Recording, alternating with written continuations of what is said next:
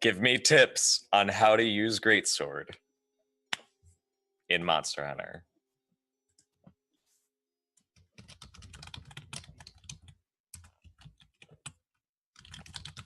Damn, all right. Easy peasy.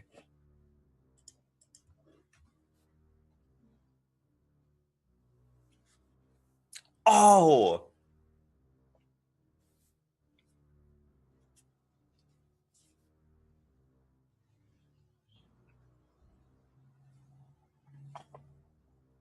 Right.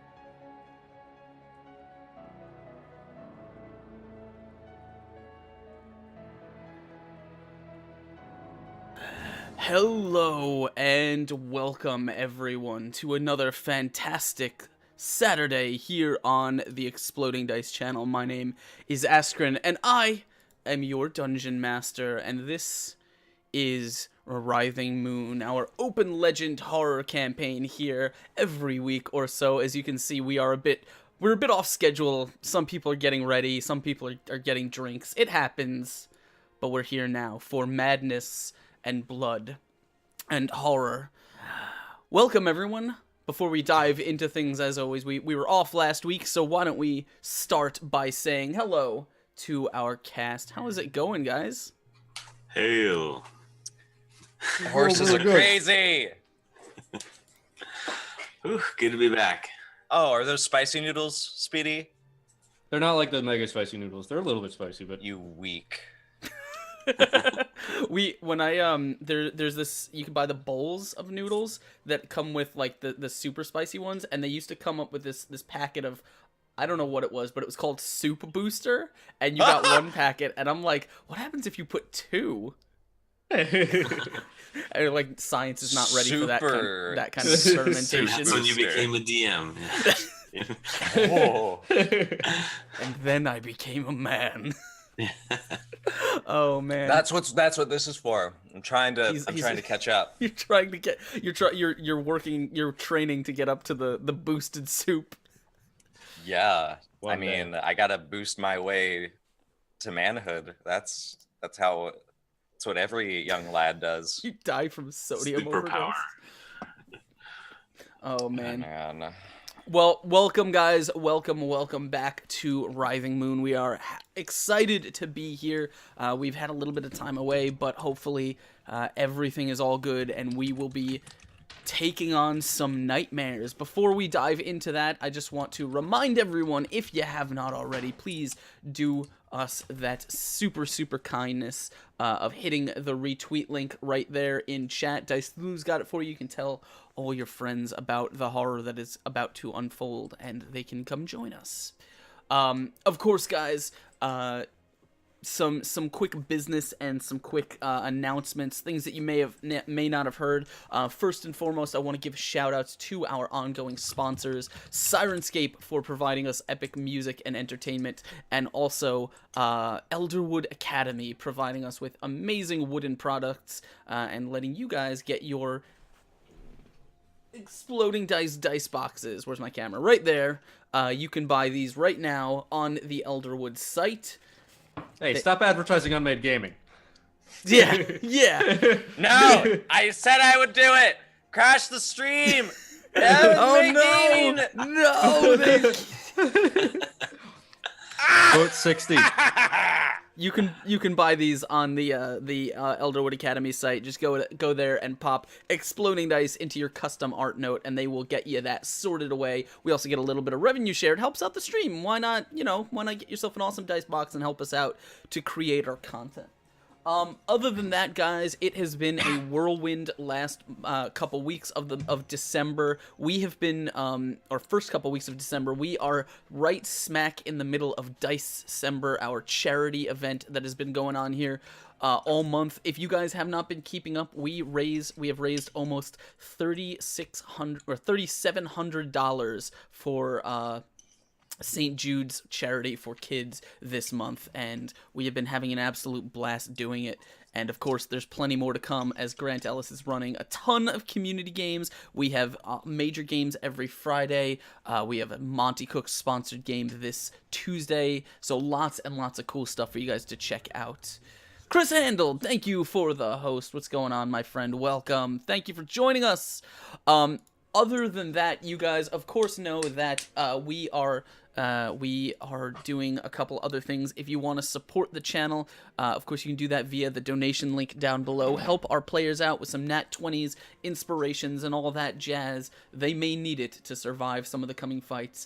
Of course, if you are a subscriber, you get benefits just like that. You get nat 20s and inspirations and things to give out. You also get those if you're supporting us on Patreon, as well as some other cool stuff. I just uploaded my first batch of DM notes for the Silver D20 patrons on Patreon, and when we hit our first 10 patrons, we're gonna add DM or patron-only DM hangouts to the schedule, so you guys can get those if you are interested. Of course, all of that goes back to helping support the channel, subs and patrons and all that stuff, and provide what is at this moment 6 days a week of roleplay content for you, sometimes twice a day. It's a lot of stuff, but it's all for you guys. Is that even legal to do it that much? It's considered overtime, so technically I'm making time and a half right now. Nice. I'm not paying for that. I think that is pretty much all the major announcements I have to get out of the way. Let me go turn this music back on and make sure it's playing, because it wasn't really doing anything. And while I do that, let's say hello to our cast, guys. Tell me a little bit about you while you are also not in the right camera spots. That is my fault.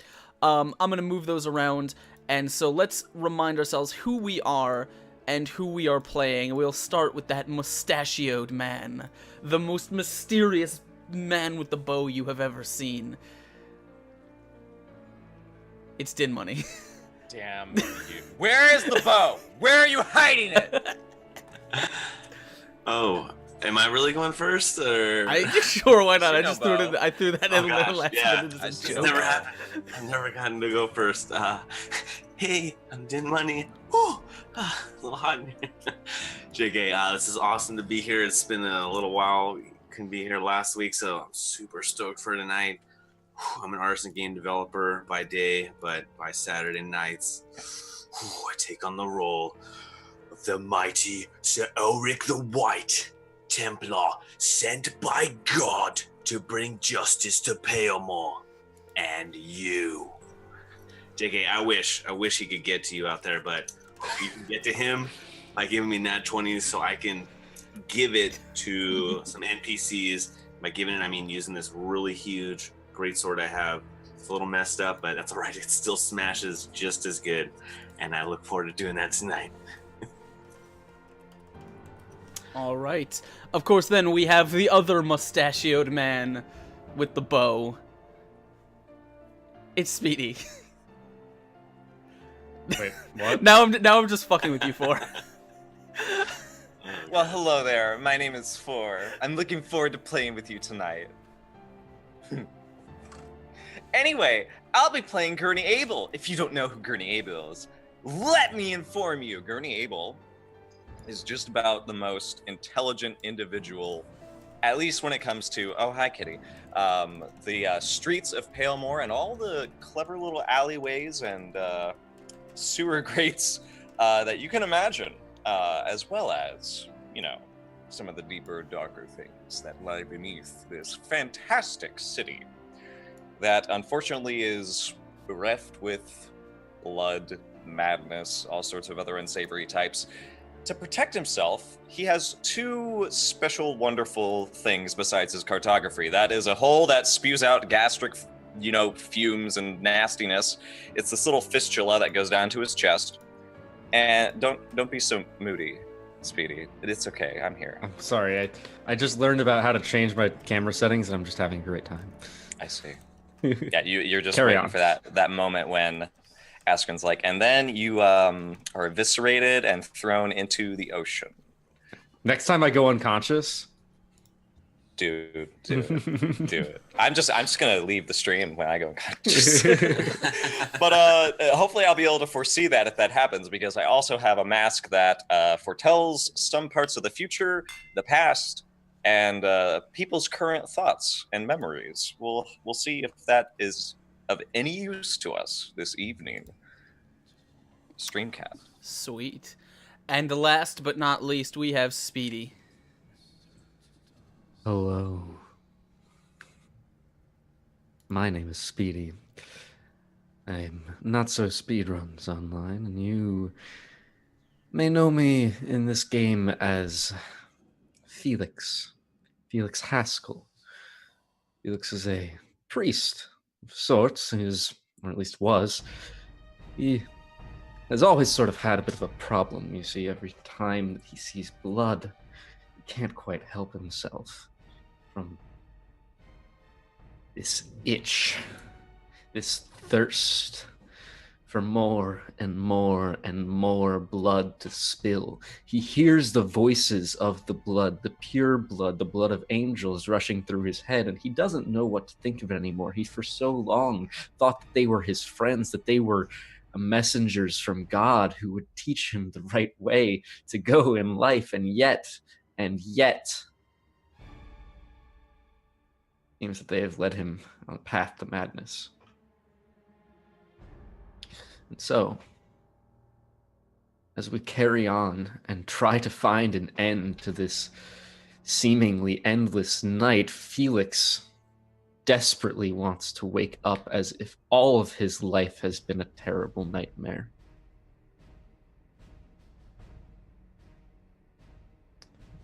All right, fantastic. And I just want to point out, huge props to the music track for being extremely on point with those stings during his monologue. Guys, someone clip that. It was fucking beautiful, I promise you.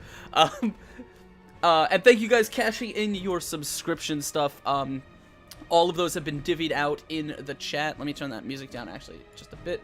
All you got, those have been divvied out in chat to our players. Of course, remember, we're not going to be announcing follows, hosts, donations, and stuff during the show, but they will be counted, they will be handed out, and we will thank everyone after. So guys, thank you so much for your ongoing support. All right, so, I think I had one more thing to say, but I don't remember what it was. Nope, I think we'll save it. All right. Ooh.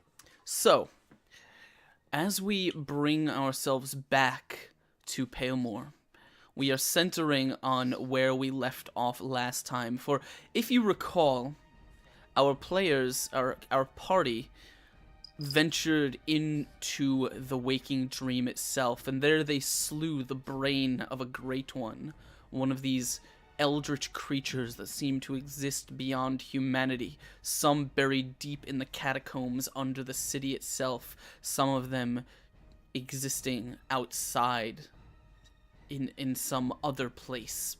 But they destroyed what seemed to be the brain of a great one, and this triggered a fracturing that spread across the waking dream, as Palemore seemed to shudder and to reverberate with these sort of, with the destruction of the waking dream. As the dream fragmented, the players returned to the real world via the grip of a strange eldritch beast that dwells in the cathedral district, lifting them high into the air and transporting them somehow back into the real world from the dream itself.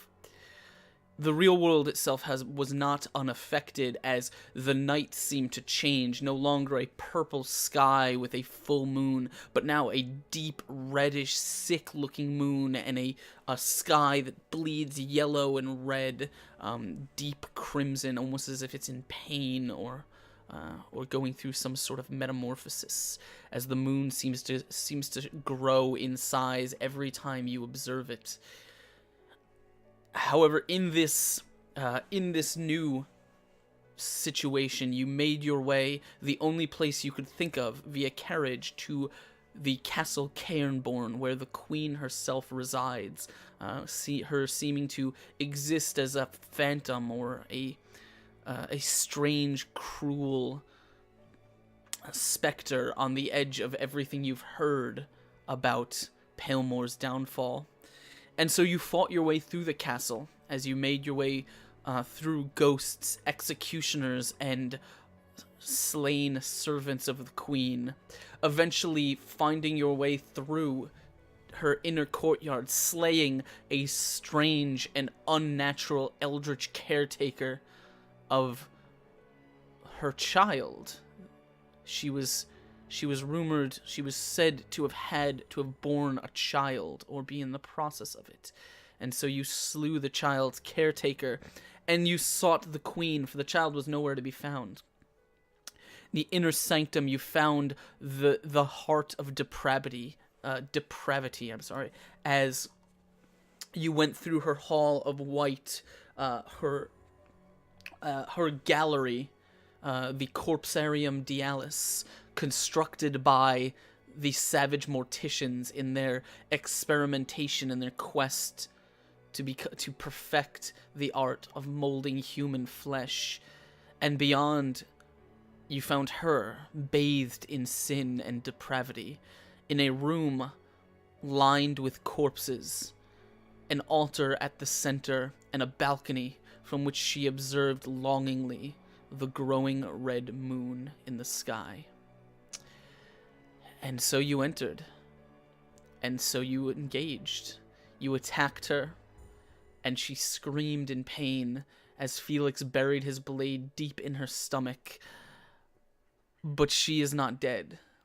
In fact, she now looms a mad and darkening face, her white dress stained with red blood as she lunges forward, attempting in effort to fight you off. You don't know what she's fighting for or why, but she is trying to save herself. And behind her, the room full of corpses, the walls covered in bodies that have been lashed and stitched and stapled together, shifted and tore themselves free. And as they rolled like a wave through this room, Ulrich attempted to hold them back with his sword, though how long he can do it, he does not know, for this is a tidal wave of rotting bodies, pale and red.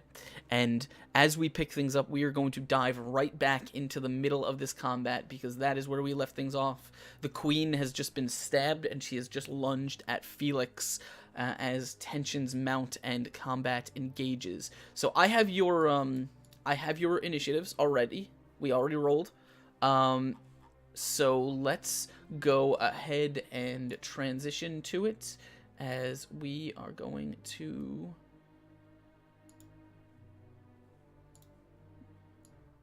Let me just shift my music here.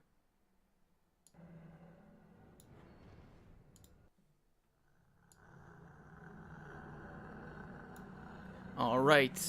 Let me just make sure this is playing.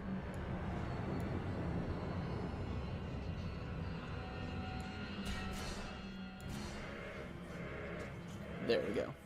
All right, so we have your initiatives, guys. I'm actually going to give you a thing so you can listen to the music while I am playing it, because I want you guys to enjoy this. Yeah, turn it up. All right, I'm gonna paste this in. I don't know if I can. Nope, that's not what I wanted. Copy. All right, there you go. That huge thing is still alive. Okay. All right, so we're gonna start at the top of the initiative order. It looks like the bodies are going to go first, and they are going to go. They are going to make a sort of attempt to roll over. Ulrich. Sorry, I'm just adjusting my volume. Really? Nice. Guys, let me know if the music is too loud in chat. All right, so here we go. So the bodies are going to roll. They're going to attempt to roll over Ulrich. No. Hold on one second. Commandment 19. Thou shalt not roll over God. Wasn't it supposed to be roll over for God? Or was that a different translation? They are going to get a 32 against your toughness. Jesus. Because you're really? making a toughness check to hold them in place. Okay. Oh. They broke through. 32. Whew, my toughness is 18. All right, so that means you're going to take A lot. You can take a bunch of damage. as these things, this is basically a wall of corpses that just sort of, you're not even sure how their power, like the limbs don't even seem to be moving on the bodies. They're just kind of flopping around. It's something is just sort of powering this thing, and it's you have your sword here, but they're just gonna kind of roll over you like a wave, and it kind of crushes down on you. You can feel your sword is against your shoulder as you're doing your best to sort of not like lose your footing, but it's literally like on top of you, pressing down, blocking out all light. Like you are almost completely subsumed as you feel the warmth and the sort of like the oppressive heat that seems to radiate off of this thing down around you. As you guys hear, Ulrich is crushed under this. Ulrich, you are next. Well, all right, I'm coming with some heat then. I want to just like I have a thing I can attack multiple, but I think I want to try to just kind of like plow my way out like a I don't even know, like a drill almost. How do you want to do it? I'm gonna do it with my good buddy, the Lord, and a nat 20 as well. All right. I was almost gonna roll in the chat. Sorry about that. And that's an exploding 8. God, I hear you. I feel you.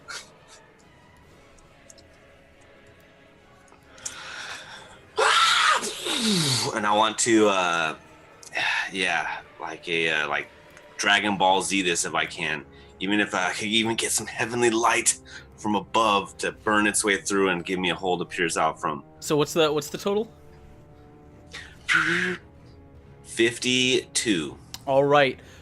So you kind of like as you just kind of like your sword is gonna kind of slam, like the hilt slams into the ground. You kind of put your hand up and you shove it up through this mass of bodies, and as you do, you basically like use the force of the push to sort of like carve through, and you see two of the bodies that are on top of you, almost like whatever stitching or stapling is holding them together seems to split as your sword comes through, and just blood is pouring out of it, on like washing down your leather clothing as you with your sword kind of push upwards, so your whole shoulder and torso are physically like through this opening and peeking on top of this sort of mound of bodies. It's now sort of almost flattened out like a hill, and however you can see the back end of it is continuing to roll over like a wave, so that's going to reach you next turn.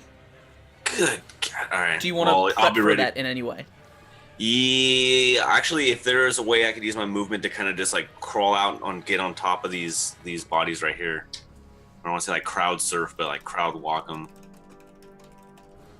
Okay. Yeah, just to like kind of climb out, get the rest of my body up and out. Yeah, you can pull yourself up and stand on top of it and sort of brace there if you want. Yeah, and like I just want to look and start spying somewhere where I can jump to get away. Maybe if there's like a cloth I can kind of hang on. You could roll in any real direction. Yeah. It would all pretty much be the same at this point because you're like basically right in the center. Nice. Okay. There's nothing I can grab onto hanging from above. There's a lot of chains and stuff that are hanging down from the ceiling that have been kind of bolted up there. You could try and make a jump from one of them on your next turn if you wanted. Okay, that's what I'm gonna start looking for right now then. Okay. Sweet. All Heads right. up, guys! If they don't see this thing coming, I yell and try to get their attention. All right. So the next we're going to go to the Queen, who you guys can see an image of there in chat or on the screen. She has just been stabbed by Felix, and the last thing that happened was she kind of lunged toward after sort of making an explosion of like blood spikes around her to sort of send him flying backwards. I believe you dodged that, correct? You're muted. Yes. Yeah. So you dodged it, and she just kind of pushed forward after you. You saw her eyes almost kind of go a bloodshot red as her veins kind of crept up her neck as she screamed at you. However, as she lets out this piercing scream, you're gonna actually see that there is like a high-pitched wail, but there's no words. As you notice, in her mouth, she doesn't seem to have a tongue. As she screams, and she is going to. You see, by the way, her hands are like cuffed together with metal. Can't hear you. We attacking the wrong person. As she does, she's going to take. As she screams, she's going to take her hands like this and swing them in an arc. And as she does, Felix, you're going to see, like, blood sort of in an arc from her wrists is going to kind of spray outwards. And it's almost going to sort of whip out like a lash at you. Right. So this is going to be her attack roll. It's a 20 against your guard. That does not hit. All right. So you manage to, you just sort of, as she kind of with a scream sort of whips her hands, you throw yourself, like you already just juked back, and you kind of throw yourself almost flat to the ground as it sort of, like you hear it actually spike against the stone wall, or the stone columns behind you, as you watch her kind of swing her hands back, and then she kind of brings them, like, as she's bringing them back, she's gonna kind of bring them over her head and actually attempt to slam them down, her cuffed wrists down on you. So this is going to be a less accurate attack, but that's another 20. Still does not hit. Alright, so you kind of, like, as she screams again, she attempts to bring these down, and you just sort of, you're watching her now, so you can easily just sort of roll backwards away from them and kind of get upright yourself, and as she lifts her hands from the cracked stone, you see her kind of, like, basically she's gonna sort of shift sideways. Not really moving towards you, she's gonna almost juke around, like, strafe around the side to kind of put her closer to the wall. Okay. It's your turn.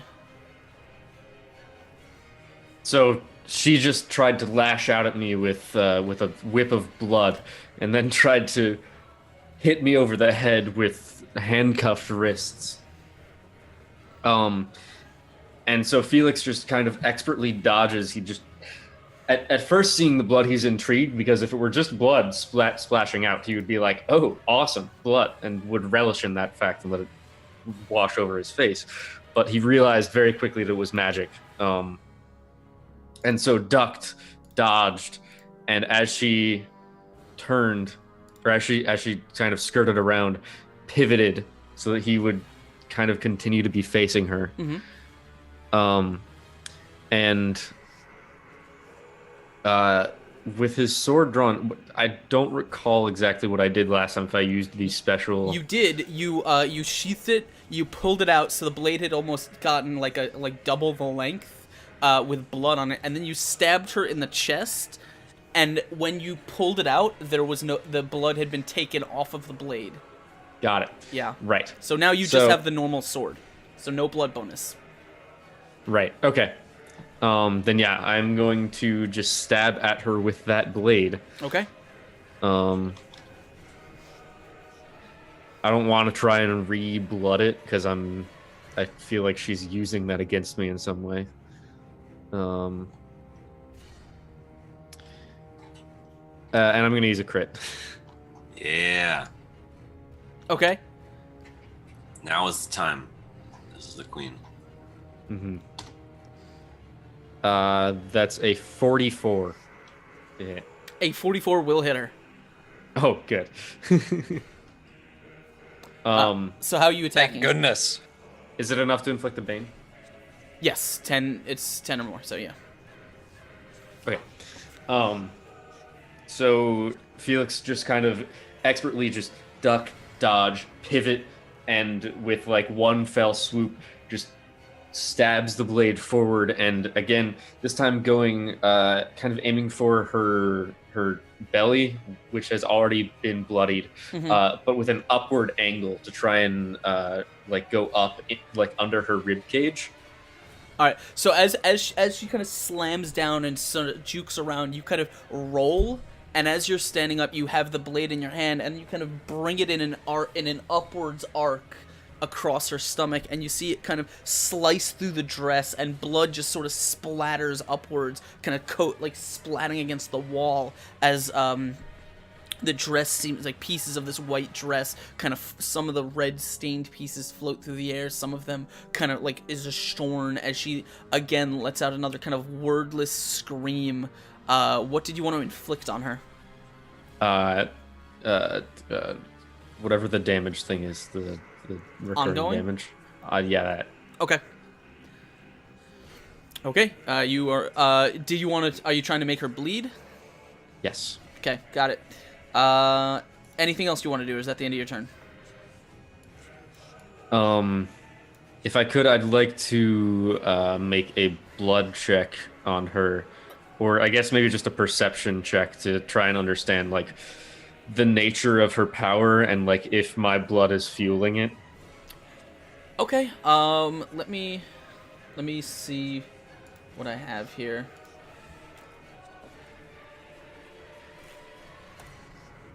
I would say roll me a learning check. Learning. Yeah. 4. You so here's the thing. You know in sort of intrinsically how to control the blood that you like, that's your own blood powers, but the concept behind them is sort of still a mystery to you, right? Like the how and the why of it does not has not been explained to you. It's just kind of a thing you feel. So you can sense, and I'm gonna give you a little bit more information because you are powerful in your blood sense. Is that you can definitely sense that she is manipulating blood in the same way that you are. Just she is doing it on a scale that is kind of difficult for you to comprehend. Like you don't. I mean, you feel like you would probably have to have just a huge source of blood to do what she's doing. Okay. And then maybe you could control it with a lot of effort. Got it. But yeah, so her powers are similar, but you don't know the exact mechanics of it. Okay, that means we're gonna go to Gurney. Okay, good. Gurney's going to rush in front of Ulrich and try to push him back, and sort of gesture wildly behind him. I've got this! Get Felix! Make sure he's safe! Alright, Ulrich? Right! And I'll, yeah, cool. I fix my eyes on Felix. Alright, I know where I need to go. I'm going to, as best I can, take the deepest breath possible, and I'm going to cast Barrier at level 5. All right. I'm using a nat 20 on this, and can I get an extra effect if I can invoke it with the extra die? So wait, say that again. Yeah, because with some of the entropy stuff, how many extra die do I get? It's still new to me. Oh, if I sort of get into it. Because you let your corruption take over. You earned 1 extra die on your entropy rolls. Okay, so I'm going to tap into that if I can. Okay. Because I need to hold this thing back for Ulrich. What are you trying to hold back? So this is a big wall of flesh monster that is going to overwhelm us eventually. It's pretty much slammed down on Ulrich and is now rolling over itself again. I would like to create this thick, immense, writhing cloud of sticky tendrils just to burst out of Gurney's fistula to sort of keep it at bay long enough so that it has to sort of deal with this as I retreat backwards. Basically, what I'm gonna do, so you want to put a wall between this thing and then you guys and then the queen behind you. Yes. Got it. And I want to stave it off. Got it. As best I can. Okay. Go ahead and give me an entropy roll. Okay. Plus 20. So 3d8. And I got another 8 out of that. Mm-hmm. It's looking good. I got another 8 out of that. Oh my fucking god. Felix! Ah! It's a 62. Nice. 62. All right. Nice. Does the roll determine the strength? Did you set the strength level? Nope. Sadly, no. But it does grant me the ability to hinder and inflict a bane. Okay. Which bane? I'm invicting the slowness bane. Is that not the same thing? It's actually the exact same thing. I get to slow it. I get to half its movement twice. So I half it once, and then I half it again. Okay. And then I'm gonna be retreating back as the fistula just opens itself up, and just like it's almost like my intestines and my organs are spilling out of it. Yeah, I'm gonna go ahead. I'm gonna give this to you because I know you are pretty good at these. Go ahead and describe to me how Gurney actually kind of conjures this, with the added effect that invoking your corruption to this level is actually going to grow the hole in your chest. Yeah, dude. Like, pretty big. Pretty massive. So, what would you say it is currently at? It's about like... It's probably like grapefruit size. Grapefruit size? Yeah. Let's go watermelon. Let's have it just begin to... Because I know there's like some symbols and swirls of some arcane nature sort of surrounding it. That thing is going to start to spin. The flesh and the bones begin to crackle and twist with this loud, disturbing sound that makes you hesitate, Ulrich. The edges of Gurney's flesh become charred sludge, and they fall to the ground with a thick slop. And for some reason, they just keep falling until there is quite literally a blanket of smoking and fuming, noxious, necrotic clouds billowing forth like just about the worst paper mill you could imagine. And that stench begins to fill the area surrounding Gurney. And Necro Baby crawls up along Gurney's ankle, thigh, back, and sort of coils around the other side of his head and just sort of becomes this second spire on Gurney's face as the mask sort of sits on the other side. And then it just sort of connects with this cancerous tendril that whirls itself free with a loud, heavy burst of cracking ribs.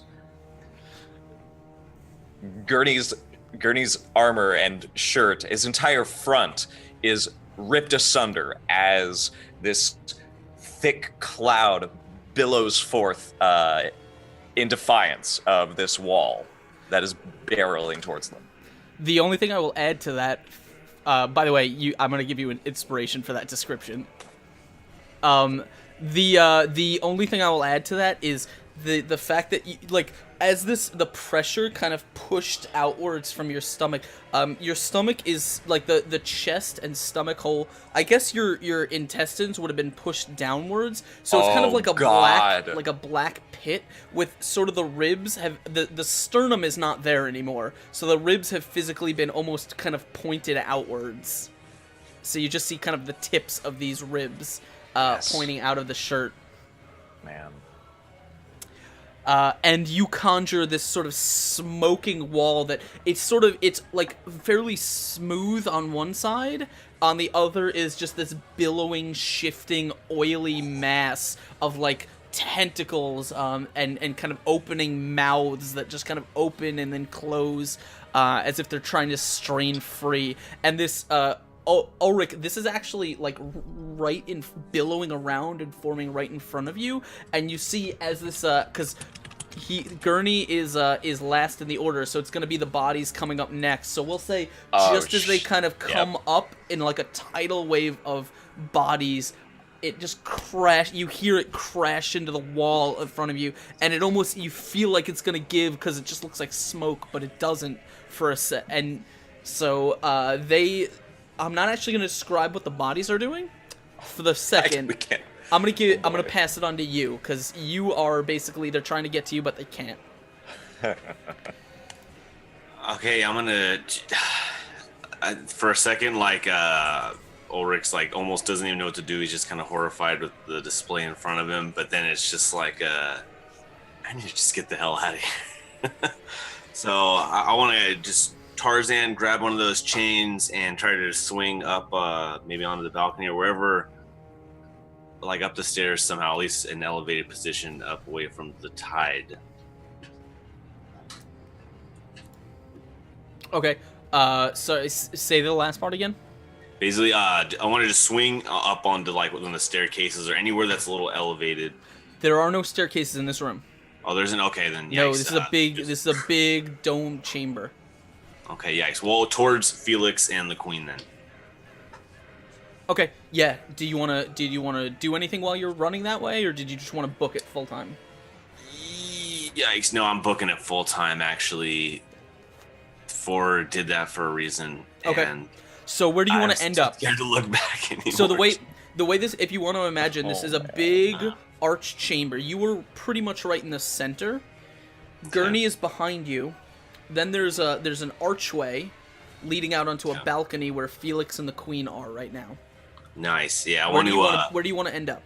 I want to swing and basically just let go like a kid on the swing set, just right when I would land through that balcony or break through the window above if that's possible too.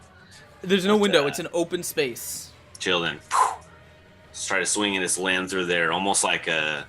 So like next to Felix. Yeah, definitely. Okay. As close to them as I can possibly get. Yeah, you just kind of, as this thing is running, you just kind of take a leap off of the shifting mass of corpses. It begins to lurch upwards. You grab one of these hanging meat hook-like chains and just use your momentum to swing you forward, and you just kind of hit the ground and roll with your sword just kind of bringing you to a stop right next to Felix as you see him kind of like holding his blade, this curved sword with two hands, facing off against the Queen that's at least like 9 feet tall. She's huge.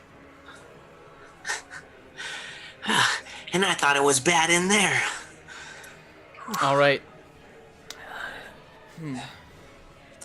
What do okay, so what does the barrier physically have to, how is it removed, or what do they have to do against it? They have to move through it. That's all they can do.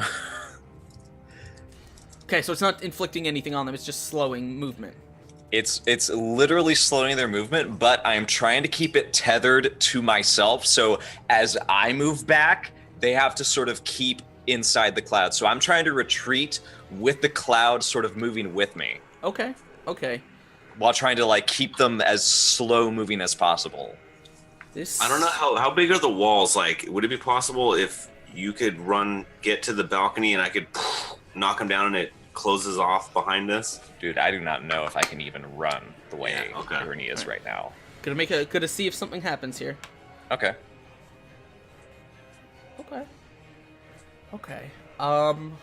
Yes. All right. So there was a hole that had been torn, that Gurney tore through this sort of mass of bodies, and as it's pushing against the wall, you see sort of part of it is just kind of like rolling over the top, and you're not sure if it's going to sort of consume the wall itself, but it's struggling against it, and then you see the bottom part sort of shift and begin lifting itself up. So it's like Oh no. some of these bodies are being used like almost like a limb to sort of push this whole thing up. As it lifts itself over the wall, it is very much slowed in what it's doing. So this is kind of gonna happen very slowly. You see that as the thing that is physically up in the air, probably about 20 feet up in the air, is just like this red, fleshy mass, just round and lumping in what appears to be the center of this whole kind of tapestry of corpses. And it sort of, like, as this thing moves, it kind of shifts, but this thing hasn't gotten over the wall yet. It's basically just lifting itself up as high as it can go, probably going to crash down over it the next turn. So if you wanted to move with the wall, you would have to before it does that. But that is going to be its turn. It can't physically attack because it was slowed in its movement. So yeah, it's just sort of lifting itself high into the air. That means we're going to go to. We went to Ulrich. So that means we're going to go to the Queen now. Okay. The queen bee, and I don't mean the insect. Oh my god. The Queen is going to, as she's going to take her her cuffed hands, and she's going to sort of wildly swing them in front of her. Not really to hit you, Felix. Rather, she's kind of swinging them back and forth, smashes into the stone wall on her right, and then around to the left. And as she lifts them over her hands, you see, like, she just comes down, and you see, like, the red is just dripping down her wrists. Like, there are large slashes in her, covering her forearms. And as she flings it forward, she's going to launch a lance of blood at you. Actually, she's going to launch two, and because you just landed, one of them is going to make an attack against you. Normally they'd be both at Felix, but now we're going to go 1 and 2. Felix, this is yours. That's a 12. Nope. Ulrich, this is yours. That's a 28. Come on! Ulrich's taking the hits tonight, but that's alright, that could have been a lot worse. My guard was 23, so I'm taking 5 damage. So you just kind of, as you kind of peek around your sword to see what she's doing, you just kind of are struck in the shoulder and kind of sent off balance for a second by this. Just, it looked like it splashes against your jacket like blood, but it feels like a metal spear just punctured you right in the shoulder. Like, you actually, there is a wound there. Ulrich's coughing blood out of his mouth too at this point. All right, and she is going to. She's gonna kind of shift back, I guess, sort of back the way she, like, opposite of the way she strafed the first time. So back, I guess, a little bit closer to Felix, but more so she's kind of in line with the archway. Felix, it's your turn. Okay, I have an idea of what I want to do. I'm not really sure exactly what action I would Just be. give me the description. We'll figure it out. All right, so Felix wants to, knowing that her hands are kind of incapacitated, he wants to basically rush at her and with, like, a jump, grab her by the handcuffs and pull them back behind her. And then basically just pull down to try and dislocate her shoulders. That is a very complex action. Okay, let me check That's some Jackie Chan shit right there. Let me check my sheet here and let's see. Hell yeah.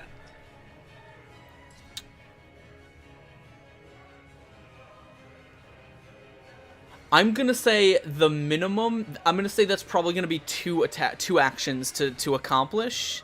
The first would be an agility check, or an agility against her guard, to physically grab, like, because you would probably, the way I see it, you would probably have to run towards her, grab the manacles, and then use the balcony, like the railing, to sort of get around behind her.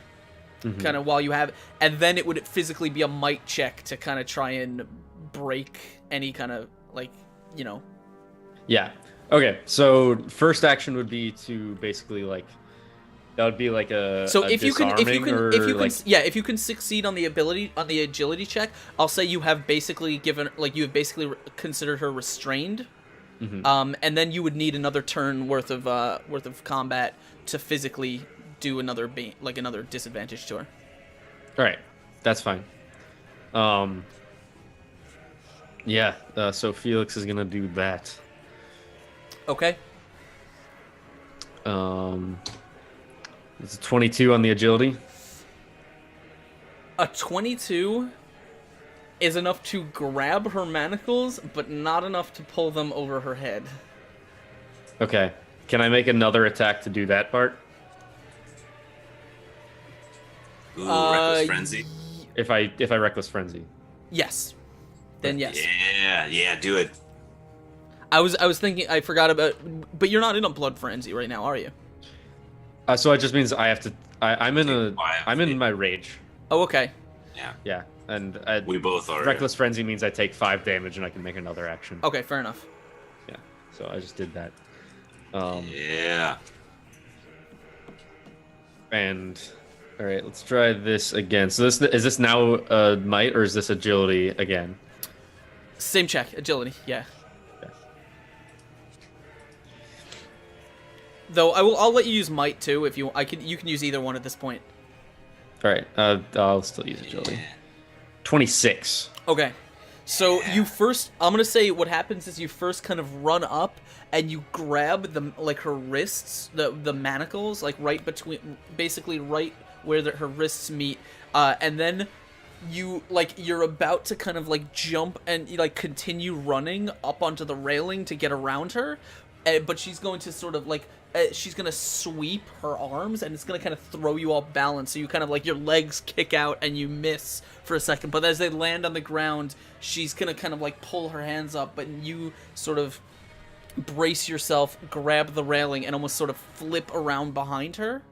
As you kind of bite into your own lip, you feel kind of blood vessels bursting in your eyes as your rage deepens and you push yourself harder.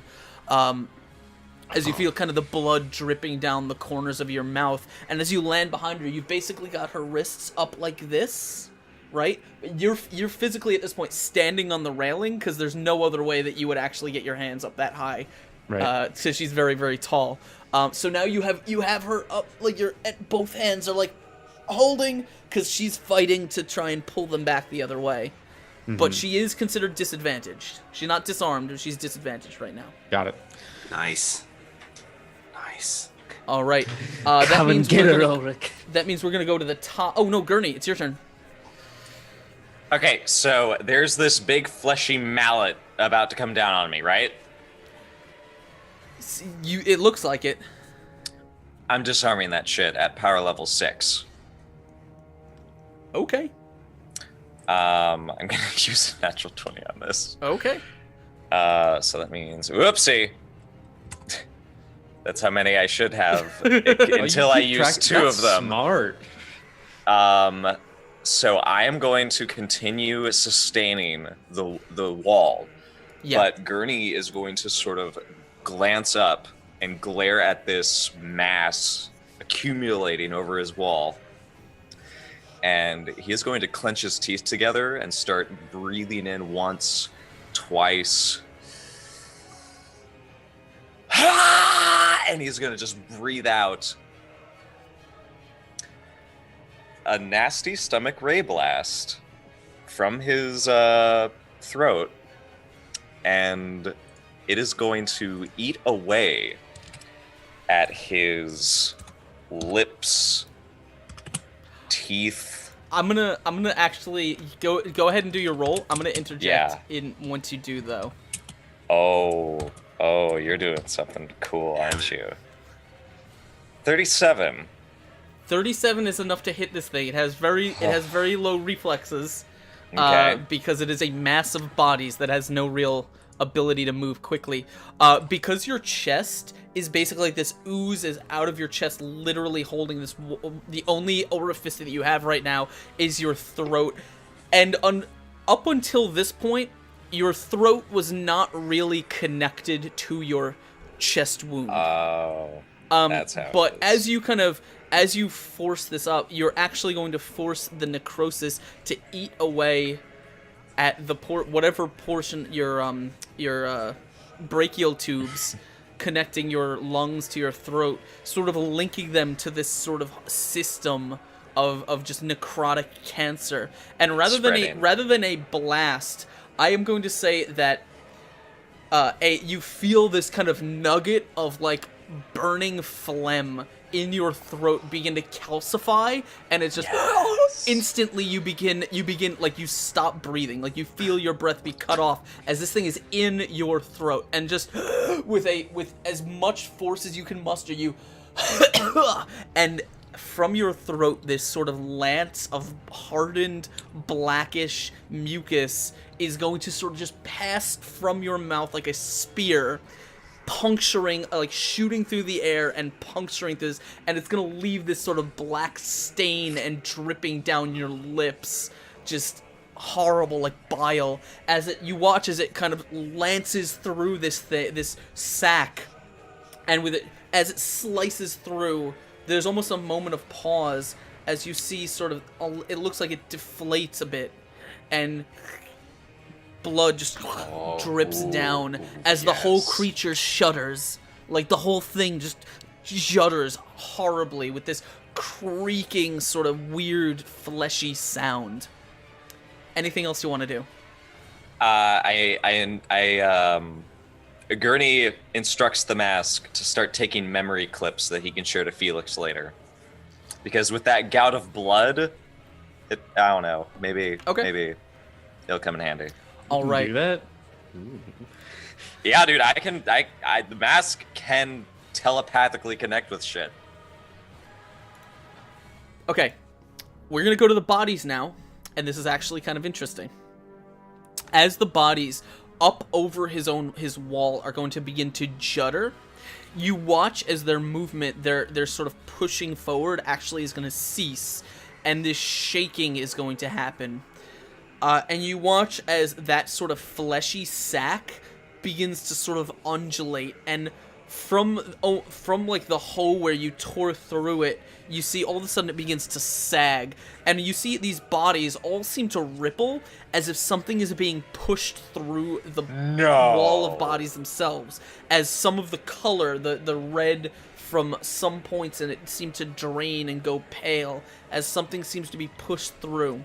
And as this kind of wave of sort of pressure kind of reaches the center, you watch for a second as nothing happens. And then the sack from it just... You watch the sack at the bottom seem to tear, and something just drop out of it.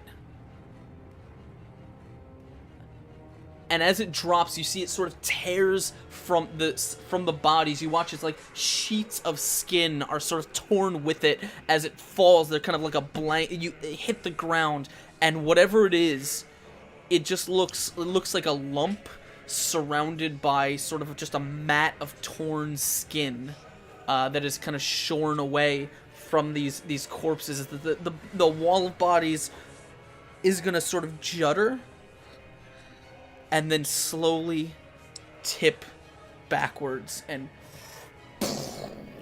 slam back into the ground. Oh, God. However, things are not silent for more than a second as you hear a...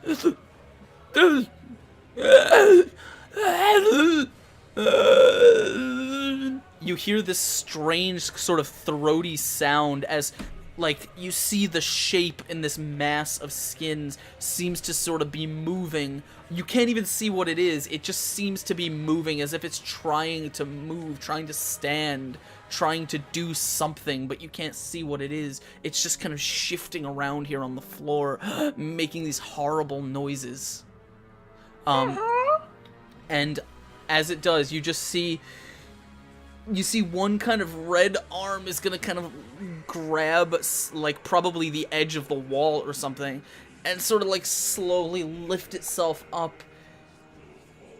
and you don't even it's hard to describe what you're seeing. Whatever it is short, no taller than a child. You can't see a face. All you can see is what appears to be sort of the vaguely humanoid kind of shape that is just draped in just torn skins. As it kind of, like, you see its bow legs seem to sort of be taking slow steps, trying to find its balance. Ulrich, what do you want to do? Whew, Jesus. I think I'm so focused on the queen, I don't know if I even see that happening. Probably not. No, you just got shot by the queen. This is pretty much all for Gurney right now. Yeah, okay. Whew. All right, well, from Ulrich's perspective, he sees, Felix rip open and force this nice opening. I was thinking she was underlined or like kind of lined up with the archway to collapse it on her, but with Felix kind of entwined. Fuck it.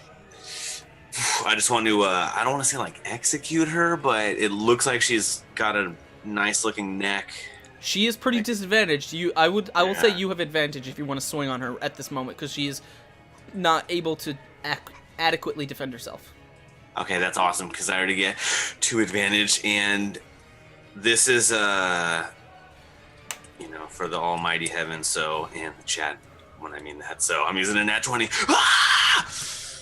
Thank goodness I did, I got a 1 on there, so that's alright. Foe. Okay. So tell me what your attack looks like. Basically, like when Felix rips her back like that, I just see this, this beautiful looking neck. You know what I mean? And like, and it's just like, you have an opportunity. I psych myself through the pain in my shoulder,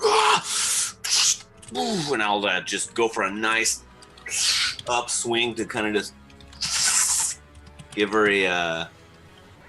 I don't know, a nice vertical line to go with her smile. As you kind of run forward, your sword kind of grinding against the stone. As you take a few steps forward with a scream, you bring it up in an arc, and you watch as it kind of clips her dress and then smashes up. You feel it kind of catching on a rib, but the strength of your blow just kind of forces it through.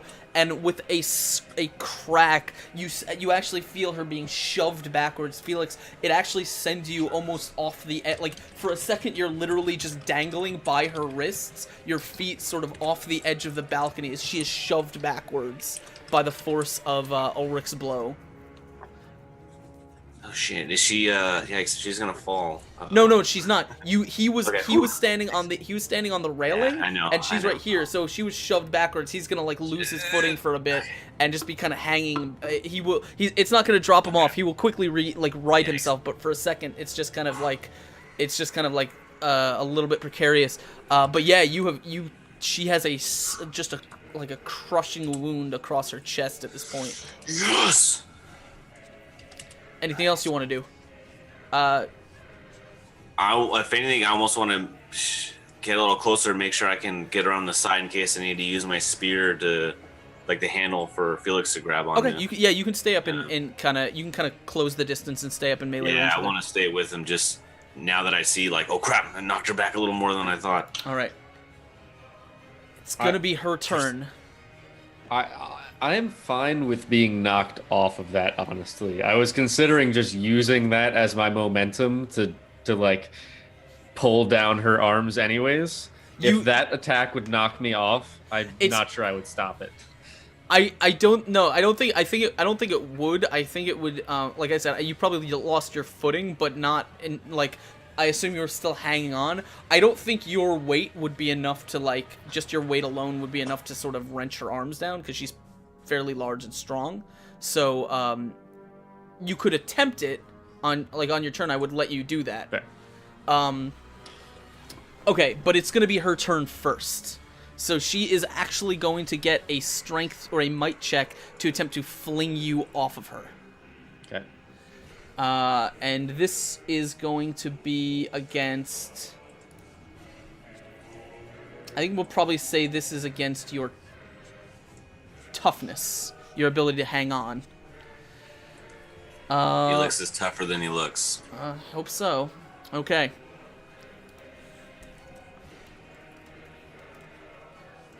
I believe. That is a 21. That'll be enough. All right. She is going to sort of bring her arms around, not Felix for a second. Again, we'll say as you sort of, like, as your foot slips, you're actually going to be pulled around her in an arc as she swings her arms this way and sort of, like, slammed into the wall. Not enough to, like, kill you, but just enough to sort of, like, she kind of, like, throws you off of her wrist as she brings them around to her front and kind of just sends you, like, sprawling against the wall. Okay. Does that mean damage too, or just that she's free of it? No, I'm gonna say no. There's not really any damage there. You could say you hit the ground and roll and just kind of stop against the wall. But she's got her back to the balcony edge, and her front facing you now. With a scream. You see her almost look like wildly this way and that way, and then you guys see her sort of look straight between you two. She's not looking at either one of you for a brief second, and as she does, her expression seems to, like, her eyes go, like, almost go wide, but you're not, it's hard to read the expression, as it could be anger, it could be shock, or it could be disgust. You don't, it's somewhere between the, as she sort of reaches upwards, and you watch her just bring her hands down, and they snap. The manacles are broken as her hands are free, and she just lets out another kind of wordless, bellowing, raged scream as she's kind of looking around now for something. She already, that was her move, that was her action, so she is going to Going to die. I'm trying to think how she might do this.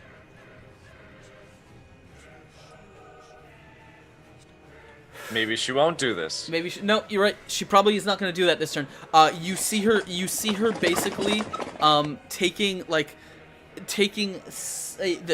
of the the kind of bars of metal that was manacling her, and she's just going to take it and stab it into her hand.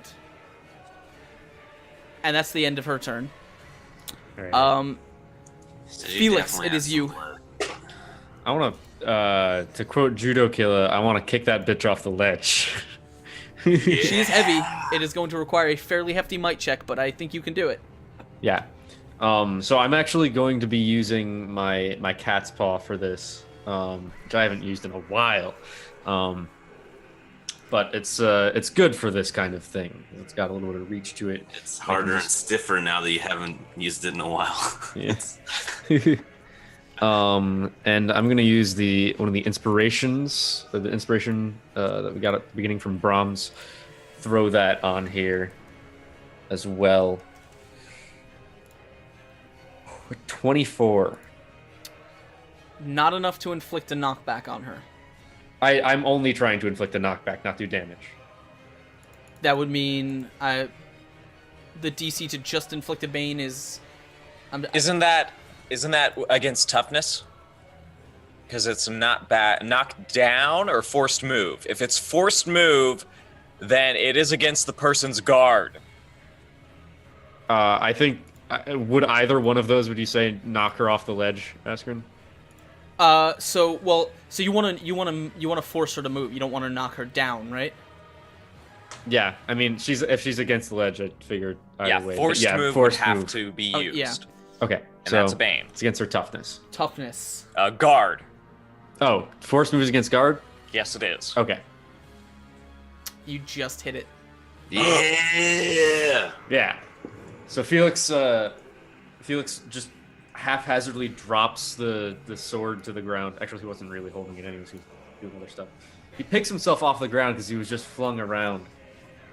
And as he does, he reaches back to one of the many things that are just strapped to his back. He has several weapons at this point.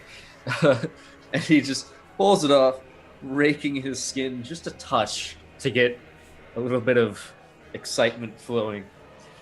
And just with one fluid move of him standing up, just try and rake down against her front and push. Get some leverage to knock her over the edge. So I'm gonna say, as you kind of rush forward, you kind of rake into her with this thing, and basically like just throw your shoulder forward, getting as much momentum as you can, kind of right against her. And because you have this kind of hooked, like this cat's paw, which is basically just a bunch of hooks on the end of a glove kind of thing. I'm gonna say you kind of hook it into her, like pull it, and then basically use your own momentum. So as she's kind of going, as she is sort of toppled backwards, as you are basically landing on her chest and sort of forcing her to tip over, you're basically like almost. You're not even looking at the ground, like at the edge of the balcony. You're basically just looking directly at her, into her eyes, as you guys in slow motion kind of tip over the edge, and then at the last minute you just kind of like throw yourself backwards as she sprawls over. You land on your back on the floor as you watch as her white dress just kind of tips over the edge, as you are going to hear a shrieking cry just disappearing into the nothingness. That sounds so good, though. She's gone. Not our problem anymore. Yeah, Orlick will run up and confirm that, look over the edge, see what happened. Nice. Yeah, Felix! She's gone. I only wish I could see her bleed out myself. However, that is not the end of things, because we do have something else on the field. As I remove her, we're going to go to Gurney. It is your turn now. Actually, quick question. Does that kill her? You don't know. I only ask because I have an ability that if I reduce an enemy's hit points to 0, I can make another attack and full movement. I'm going to say that's only because you can see them. And you didn't reduce her hit points to 0. You just pushed her off a thing. That's technicality. I'm gonna say in this case you get that rage ability because you physically watch them die, but you didn't see her, so you don't like. Okay. There, yeah. Okay, is it my turn? It is your turn. I'd like to invoke. Go, Gurney. I'd like to invoke the power of the mask to create a phantasm. Okay. This is a bane that uses influence. It allows me to affect sight and smell, sound, and touch. So as this wall has given birth, apparently, I would like sort of the coalescing smoke to begin creating like fake gurneys. Okay. So that, and also to enshroud him in smoke, so that it's difficult to figure out which is the real Gurney to whatever this thing is. And it is against the creature's resolve. Using what? Influence? Influence, yes. Okay. And it's power level 3, which allows me to do sight. So power level 3 means you need a 16? Yes, I need a 16. Okay. And I'm probably going to use inspiration on this. I'm going to save my 20s for later on. All right. My influence is 3, 1d8. Okay, that's much better. Oh, I rolled it wrong. Ignore that. Ignore that. It's not 202. That's a hell of inspiration. Plus yeah, 186. I'm going to use an inspiration to reroll that 20. Okay. Okay, so that's 18 in total. But it's against his resolve. So I do cast it, but I don't know if it works as well as I need it to. I am able to create these apparitions. Okay. All right. So what? So your goal for the apparitions is just to. So you're not really gonna know if it worked until it physically attacks, right? I mean, is it going to attack? Well, its turn is Oh wait, its turn is technically next. Yes. So do you want to do anything on your turn before we get there? I'm going to back up. I'm going to start backing up. I'm keeping the cloud up, but I'm creating these figures that look like Gurney, feel like Gurney, and sound like Gurney. Are they going to do anything while you're backing up? They are backing up with me. Their Okay. hands are out like this. Okay. Okay, so 'Cause I don't know what's happening behind me. as its turn is gonna happen, you see this thing kind of like shift, and it's the way, like, whatever is under this kind of blanket of skins, like, is moving, sort of like it seems to shift, and you watch as like arms and like body parts, like, just stretched sort of red torn skin just kind of flaps with it like cloth, and as it kind of like as it turns, you see it kind of like almost shift a bit, and as it takes a few steps forward, it is going to swing, and you see in a wide arc, like, this thing is probably about 35-40 feet away from you. This arc is gonna. How far ahead is the closest mirror image? Like, where I'd are they? say around I'm you? gonna keep them like at least 10 feet away from it. In all no, from you. From me? Yeah. 5 feet. I'm keeping them. This is sort of a panicked reaction. He's Okay. hoping this is gonna work. All right, so you're gonna watch this thing take a few strange steps forward, and as it swings, you see almost from like something sort of lashing out from under this skin, and it appears to be a long cord-like thing, and on the end is just this sort of mass of like calcified, blackened flesh and bone. And it just swings it in an arc around it, and it's going to sweep through one of the mirror images and just dash it in the smoke as it grinds around into the stone floor, smashes into the altar thing in the center of the room, and as this thing kind of pulls back, you see whatever that thing is kind of dragged back to it, and it's now like dangling under its, like, behind and dragging behind it as the thing keeps stepping forward. However, again, you can't see what it is, only that it seems to be very small. You do, however, hear these very strange, throaty, muffled cries coming from under there. So that is going to be its turn. It has failed, so obviously it believes your illusions, but it can't tell the difference. But it is definitely going to try and attack them. Ulrich, what do you want to do? That's a good question. I don't even know what the hell to do. I think I'm coming back in there and like what I saw. Let me look over the edge actually first. And that's where I kind of left off. Let me look over the edge on where the queen fell over, just to confirm or not confirm. So I want to make sure she's not like that, like hanging over the edge. So you kind of walk to the edge of the balcony and you look down, and you see you knew you were on a hill pretty high up, and you knew that Palemore was had some fairly low areas, but there seems to be a sheer cliff that sort of drops off below the balcony. There is fog down below. You are not sure how far down that goes, but it is a lot of feet. Okay, yikes. All right, she's gone. And then I'm gonna, all right, I can rest a little easier, I think, for that brief second. Then I'm gonna turn around. I don't know if I think I want to look at Felix and make sure he's okay, but I don't know what I see through that archway, if I'm seeing all this other crazy mischief going on in there. So my instinct would be to pick up Felix, see if he's okay, but then I'm also looking in the same direction back to the inside.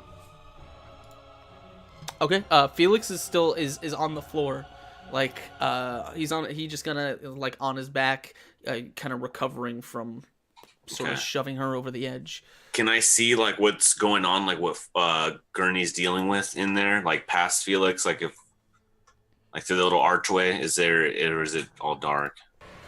Oh, sorry.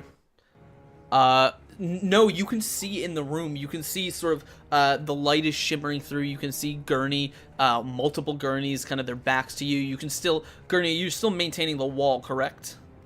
Yes. Yeah, so you can see that kind of black wall, and I guess you probably can't see much of this creature, but you can sort of see what's going on with it. Okay, I can see Gurney's occupied with something, so I'm definitely want to, and I can see Felix is, you know, he's into this kind of stuff, so he's fine being covered in blood down there.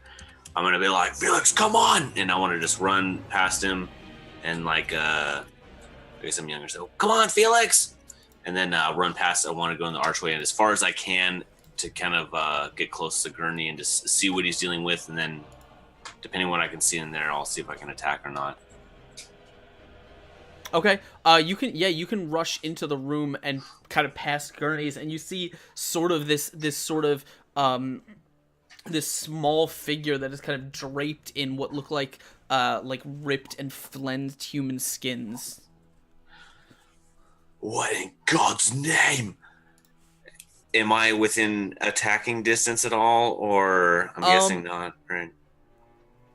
You can use your. I would say you could close the distance. Okay. Can I get a couple words with Gurney? Could Gurney even like give me a little breakdown? Like, does he have any advice for me coming in How about on this? If you want to, like, if you want to reach the thing to make an attack, I will say you can do it, but you would have to open yourself up to advantage against you. Because you kind of have to you'd have to full. I thought you were gonna say like open myself up to madness or. No, not in this particular sense. Yeah, hell yeah, let's do it then. Oh, Mab. I open myself up to kicking ass. Nah, JK. It's the LK for the disadvantage, right? Or is it just L1 after the 2d20? KL1. KL, okay, KL. Askren, can I revoke some of my madness points for kicking ass? That wasn't one of the mechanics that I created for. I think madness. it's an astounding opportunity. No, because Felix kicking ass just makes him more crazy. Hey, I put madness removing in the game. It is a thing. Who cares? I know. We're past that point now. Gurney or Ulrich, 10 is not enough to hit. Yikes. You know what? I think I messed up that roll because I do get a +1 if it's against one person. I have advantage 2 since I'm in rage mode. So with the disadvantage, I guess I would be just a normal roll. If that's all right. But well, you're still taking the lower, so. But I get advantage. Like I normally get advantage if I'm attacking one person. Okay. So with the disadvantage, would that? I don't know. There's a lot. I don't know. Yeah. Not in this. We'll deal with that in a second. I run up in there and I had the best of God's intentions running in there, but I don't think my attack landed.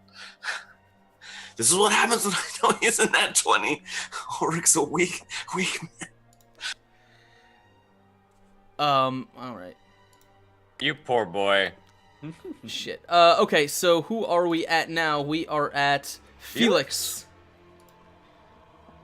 Yeah, Felix kind of like, as he pushed her off, he kind of just sort of collapsed along with her, not falling over, but falling against the balcony. And he's kind of looking over and just hanging off a little bit, just kind of looking down, like his cat's paw dangling, trying to get a better look. And knowing that he can't, he's like, no, I'm gonna have to see her bleed.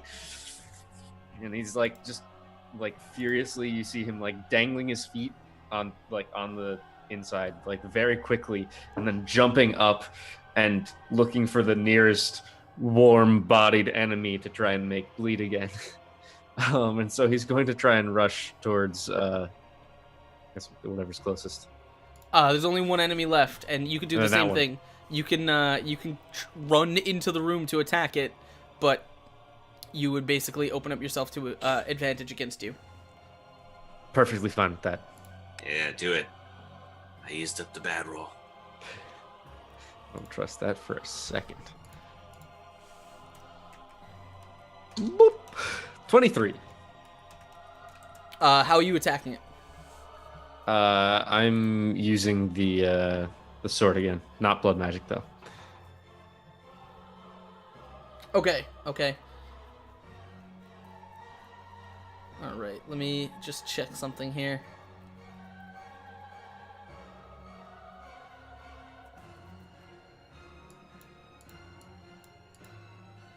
Okay.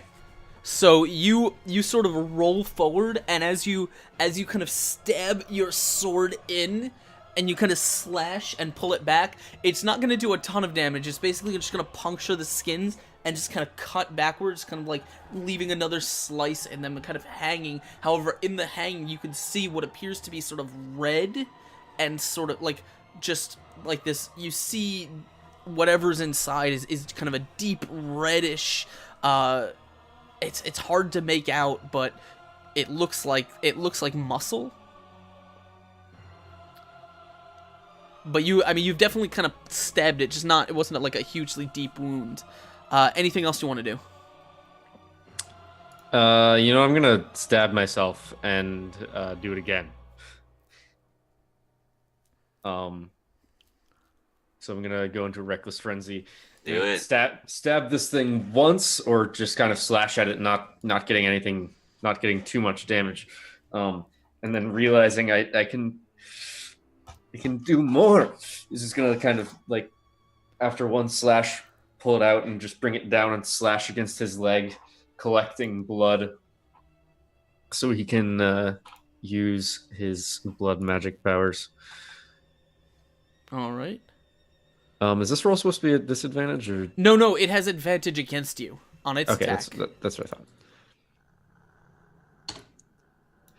It's a 30 with 2 exploding sixes. 38. 38 will definitely hit. Yeah. Yeah, cool. Nice. So this time, the sword is now longer, and you see that from the end, as he kind of reaches out to slash, the end is kind of, it starts off like more liquid, like a banner blowing behind it, so it kind of curves outward, and then as like the middle part of it strikes, that banner curves inward and wraps around it, not all the way around, but enough that it is slashed on all sides as he slices like a sickle around them. All right. So as you kind of like bring your sword in an arc, you just kind of like sweep this thing like a scythe attack with your sword. It's gonna just kind of, as it cuts through, it's gonna hit this dense, fleshy creature under, but the skins that are on top, draped on top of this thing, are just shorn in like as pieces of them are falling off, and as some of them begin to fall off, some of them are still attached. You see almost the entirety of this thing from its like chest downwards. First of all, Felix, on you, it probably comes up to about your stomach, maybe a little taller. So it's small. It's not like a full-size person. You can see that its limbs are long and thin and spindly. Its arms almost reaching to the full way to the ground. You can see its body is reddish, almost skinless, but not like muscle. It looks sort of like a blood-covered reddish sheen that looks shiny and hard, as its body feels very solid, thin, emaciated. You can't see its face. It's kind of got skin draped over it, but you can see this seems to be like a very thin child. Mm-hmm. Did you want to inflict anything? I'll make it bleed. Okay. Right. That means actually no, I'm not. I'm gonna knock it down. Okay. Yeah, you can kind of sweep the leg and sort of send it crashing to the ground instead. That means that we're gonna go to Gurney. You're at the bottom of the round. Let's go back to old reliable Sickness Bane. Entropy, power level 5 versus its toughness. I don't know. Should I use a 20 on this? I got 3 d8s. It's a tough choice. I don't know, guys. I think we need it just in case. Yeah, no. If he's gonna give us like a disadvantage, like if he gets advantage on his attacks or whatever this thing is, I don't know. I'm hearing this is like the second boss in Marvel vs. Capcom 2. Like I feel like this thing's not gonna mess around when it gets going. No, dude. This is like Monobolus or Brachydios. Yeah. Yeah. Yeah, I'm gonna burn my second to last natural 20 on this because I feel like if we're getting, and there's no escape route right now that we've seen, right? I mean, that's a valid point. Yeah. Right? You have advantage because it's on the ground, by the way. Do I see if the wall of flesh is continuing to advance? The wall of flesh doesn't seem to be doing anything anymore. Okay, so what's going to happen is Gurney is sort of going to use this extra energy that is sort of just hanging around in all this sludge, and he's going to just, like, draw it in around this child, and he's going to just make it sink and crawl into every crevice, every crack, anything to sicken this guy. Okay, go ahead and roll against it. Ooh, that is nasty. This is against his a total of 50 against his toughness. Yeah, oh yeah. Okay. You're supposed to have advantage on that too because he's on the ground. Oh no, this is just a bane. Oh, never mind. Yeah, this is not exactly an attack. I'll be taking that advantage, Felix. Please. Okay, by all means.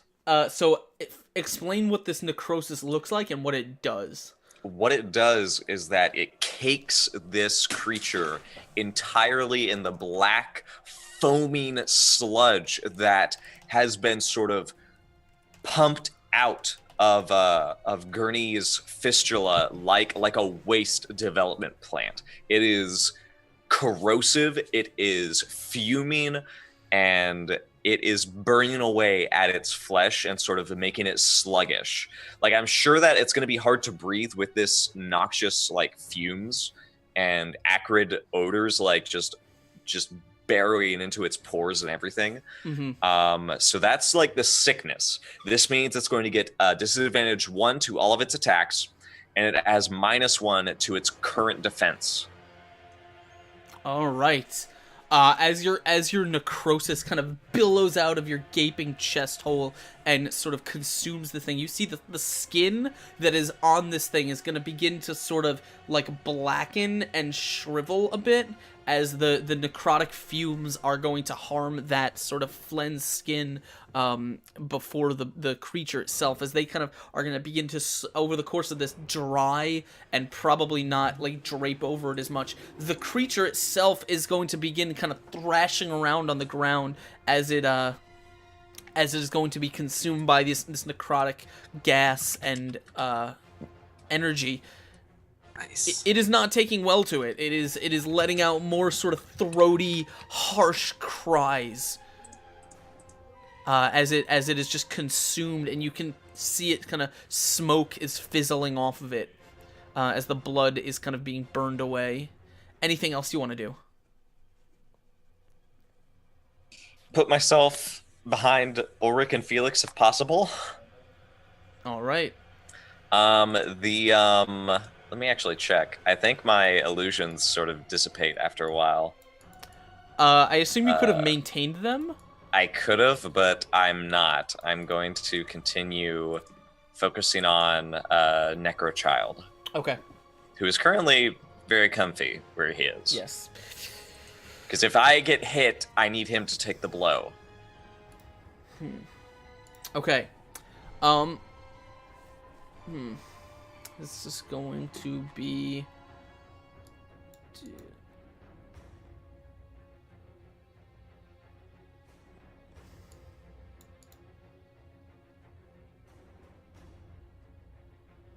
Okay.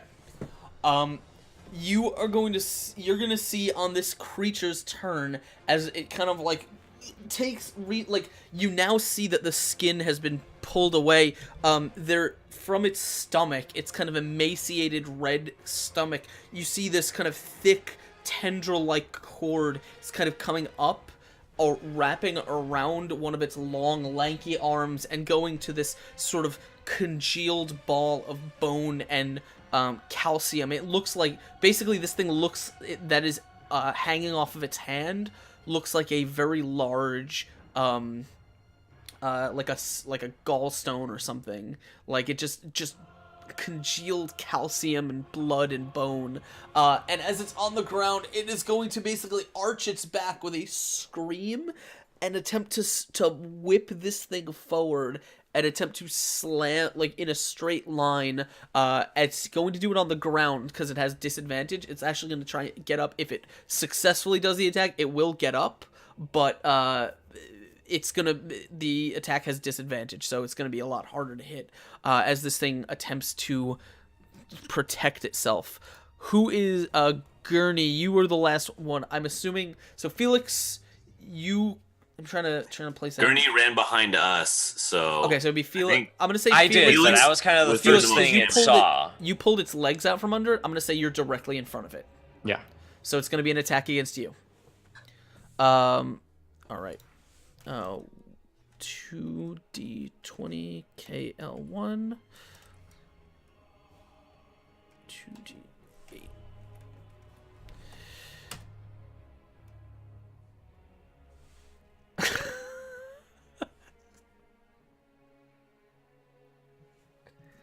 Okay.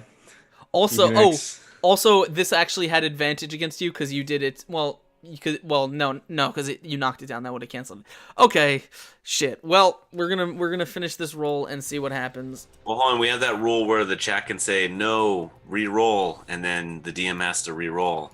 Yeah, no, I totally forgot about that part.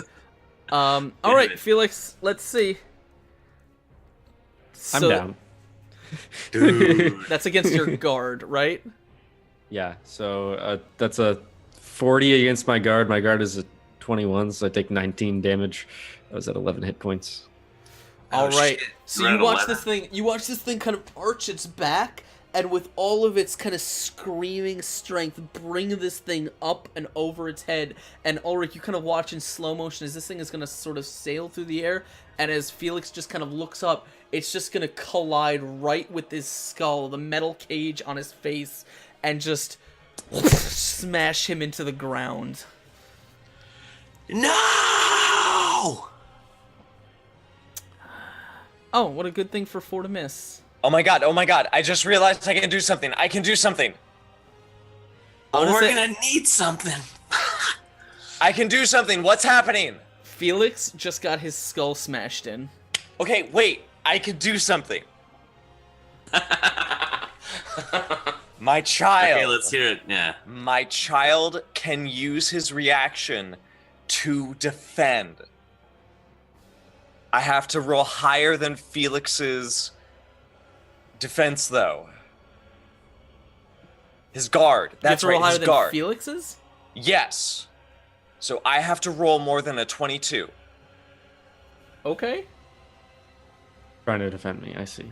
I'm interested. I mean, I'll allow because you weren't you weren't here when I rolled the attack. So okay.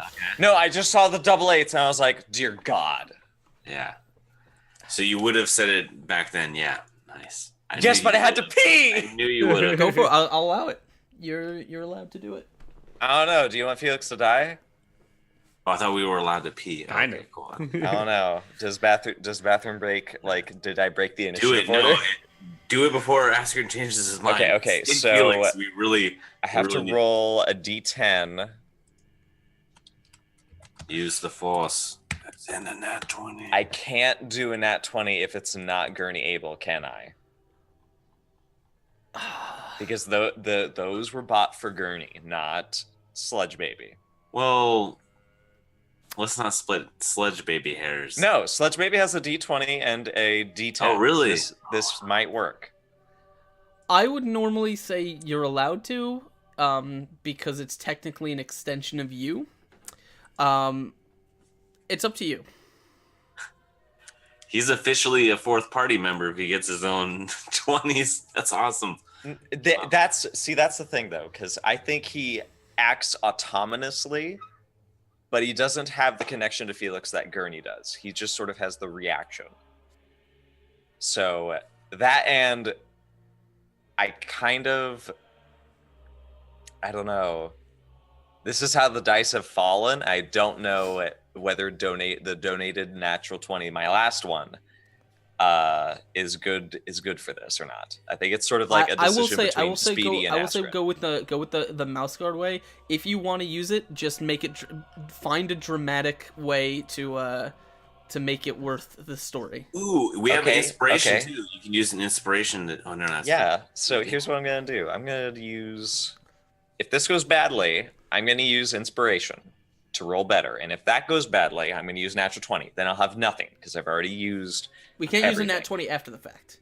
That's right, I can't. So I will instead use a nat 20, and I will tell you what happens, Askren. Yeah. What happens is, watch me get ones on both of them. That'll still be enough.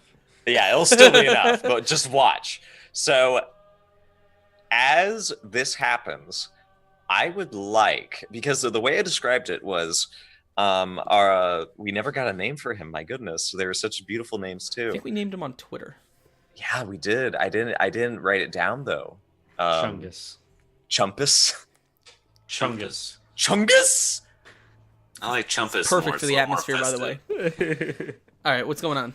Chungus rips away from your face head where he's situated, and he sort of barrels forward to intercept the blow with such strength because Gurney panics immediately and without thinking pours this one command into his summoned creature, which is defend Felix, save him. And he does so, but without considering the backlash. Not only is he sort of attached to Gurney's face, he's also sort of connected to more of his open chest. So I feel like I could take damage or I could have significant scarring because he could rip off stuff with Gurney as he does this. And I'm going to roll. Go ahead and make your roll.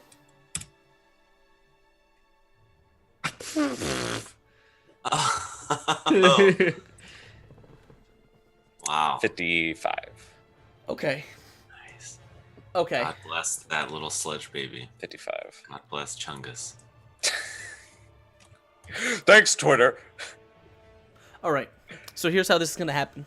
And tell me. So as this creature is kind of arches its back, it, again, this cord kind of connected to this large kind of mass of calcium and bone, it is going to sort of arch its back and pull this thing with all of its strength. And you guys watch in slow motion as this thing scrapes along the floor and then kind of is pulled up into the air as this cord goes taut, and it slowly arcs overhead, and everyone is kind of frozen, their eyes kind of on this thing. Felix, your eyes are just locked onto it, and Gurney, you just, as you see this thing moving and Felix is right in front of it, you just sort of reach out, and I'm gonna say you don't even get a there's no command involved, you just, your everything sort of flashes before your eyes. The only thing you're able to do is you kind of reach out and say, "No!" As this thing is going to sort of, like, this thing on your face is going to begin stretching, and it's going to sort of stretch across your arm and lash out, like, stretch as if, like, it was pulled like a gun, and it's going to reach forward, and as it bridges the distance between you and Felix, which is probably just a few feet, Felix, you feel sort of this sludge-like thing grab the back of your neck and the cage that's on your face and just kind of like latches onto it, right? And this is all happening in slow motion, and right as everything kind of turns back on, almost like a rubber band, Gurney, this thing is going to snap backwards to you, kind of pulling Felix as Felix collides into you, and both of you are kind of sent sprawling backwards as into the stonework tile. This thing just slams right where Felix was standing. And Yes. everyone is just sort of stunned for a second. Thanks, Gurney. Felix, you are gonna feel it's not gonna be like a major effect at the moment, but you definitely feel this thing was not gentle in how it handed the metal cage that is literally bolted to your skull. Oh shit! Yeah, it was not gentle. So it's not You going to be an taste key immediate lime problem, pie. but it definitely you definitely Smells might like have had some semen. splintering or something going on there. Okay, good. Yikes. Feel alive. That is the end of this creature's turn. Ulrich, it's your turn now. This creature is still on the ground, by the way, Shit. because that attack didn't connect, so it didn't have the. Okay, so it didn't get a snap Nope, back up. it is- Okay, it is not excellent. So back I up still yet. get advantage. My boy is dead, by Nice. the way. Nice. All right, I will. Yeesh. You know what? I was gonna try to spear it down and keep it down, but I think I want to just smashy smash, and I just want to. That's enough out of you, and just come down with just a nice, almost like the flat part of the sword, just like to pancake this thing in the face. Okay. Man, that's pretty brutal. Holy crap! Well, at least I got an exploding 8. All right. God, oh, thank you. Yeah, see those 8s tonight. What the heck? A lot of 8s. Give it to me. Those crazy 8s. Those crazy- Perfect. All right. Well, it's not as big as some rolls tonight, but With a 21, I will say you're able to basically use your blade to keep this thing on the ground. Not doing much damage, but you're able to kind of keep it pinned. you know what? Okay, then I'm going to. Ulrich's, he's young and brash right now, and he sees his companions sacrificing everything, and he's gonna, he went for that big smackdown that barely held him down, and it's just like, damn it, and he'll like bite his lip, and you see just he was already kind of coughing blood, but you see it another come out, and I'm gonna go ahead and take 5 damage and do another attack. Okay. And I still get advantage, correct? Yeah, it's still on the ground. Yes! Jesus! Thank you. All right. I don't believe it. Thank you. I'm gonna pretend the chat gave me this one. So thank you guys out there. I know everyone was wishing for it. I mean, hell, they deserve it. Nice. All right. Excellent. This one's for the big guy upstairs, or woman. We don't know. See, you should have trusted your friends. I shouldn't have When made are that you joke. gonna get over That's God and trust your friends? Yeah. All right. Well, So you 27. So you kind of grab the sword, like, and you sort of put it upwards, and I'm gonna say you managed to sort of just, like, lift it up in place and shove it down, kind of spiking this thing, Yes. like, this thing's shoulder to sort of the stonework. As you kind of lean down on it with the blade, it wasn't like an overhead smash, it was more just like you're basically leaning on the blade now and keeping this thing staked to the ground. Good. Excellent. Nice. That's exactly what. Felix and Gurney, you guys are together. I will let you either go one or separately, or you can kind of commiserate. I mean, Team Felix up. is shaken by whatever just grabbed him by the hole in the back of his brain. I think he's stunned enough to let Gurney either take the lead or go first. All right. In that case, Gurney wastes no time, steps in front of Felix, and once again, I would say bears his growing fistula, I guess. And Felix, you can see from behind Gurney, you can see like it's dripping. Like, I don't know if there's even blood mixed in there anymore. It's just mass little globules of stinking rancid goo. And out of it sprouts a thick, winding tendril. And Gurney would like to attack with his might. That is, with his entropy, it's connected, so he gets 3d8 out of that. So I'm going to try to do damage to this thing. Okay. Because I think we need to start doing damage. Yeah, And I'm going to have that classic, get away from her, you bitch! Yeah. Damn it! The crazy eights. These eights, dude. Oh my god! 16 in total. Hey, let's use an inspiration.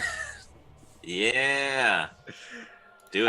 I have 2 of those. Does it reroll only a d20? Or add an extra die. D8, right? Yeah. Let's reroll. 20. Does 20 hit? A 20 will just barely hit. Yeah. It's not much. I mean, better it's than something. Okay. Just keep it down. I sort of like. Let's just try to keep it like. Okay. So here's the thing. We're gonna go to Felix. But you guys have significant advantage in this fight. And you got Ulrich, you are keeping this thing pinned. It is gonna technically get a turn, but Felix, you guys are at such an advantage. Do you want to do anything in the scope of sort of dealing with this creature? Like, what, like, you have this thing pinned for the moment. You're not sure what's gonna happen if you let it go. Mind Dredge sounds much better than what I was going to do, which was try and flay its skin veil off. I mean, I kind of want you to do blood sense first. And then What are you I'll doing do a with mind knife in your drench. mouth, Askren. I've been using it to clean my nails, and it's just... I don't know. I have my hands. It's weird. Yeah. All right, I'll use blood sense on this thing. I don't give a heck. Okay. Because it's just pathetic right now. I mean, I feel bad if I try to kill it. I can't even kill it because it's got such a thick hide. Do I get advantage because it's pinned for that, or no? Sure, I'll give you advantage on this. Cool. Nice. Oh. Yeah, because we don't know what the hell this thing is. Crazy eights. It's a 29. Nice. Felix, let me mute this for a second. Turn this down. And I don't know whether this is really like a blood sense or more of a hear the voices check that I want to make to kind of read its mind. Felix, as you let's do this one. As you are going to basically while this thing is pinned, you kind of focus. Your mind is racing, your body is in pain, things are kind of flaring all around you, and it's hard to focus, but you do your best to clear your mind. And there's the first thing you notice when you close your eyes is there is so much blood around you. It feels like you are just like in a sea of it. It's everywhere.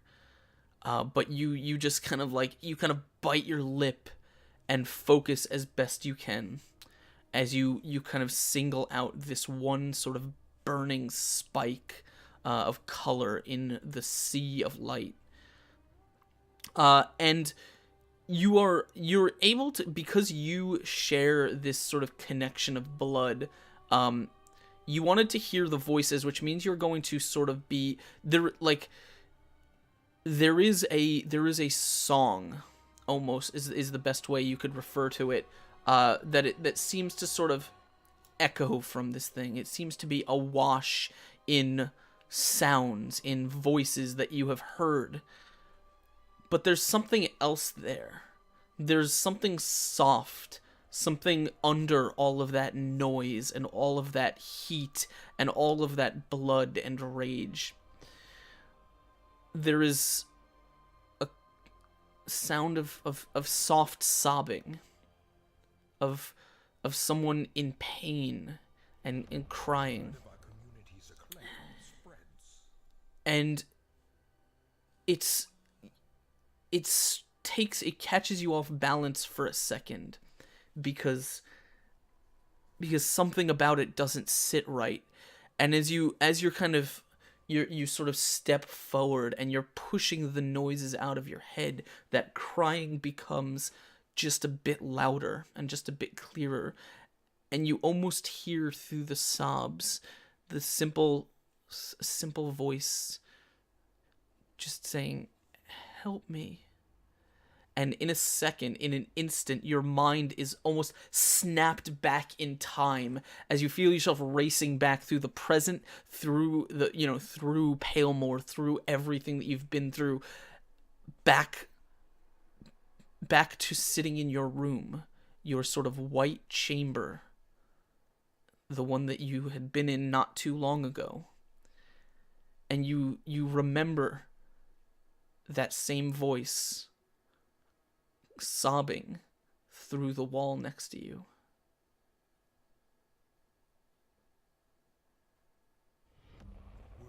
No. No. No! Felix, get back. This thing is gonna kill us. Or keep it down. What's gotten into him? What the heck are you guys doing now?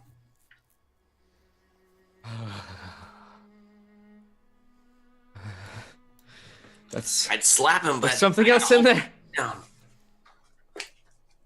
Felix, you means something else. you remember back in your childhood there were other children. I remember. You never really met many of them, but I had a friend, he was it.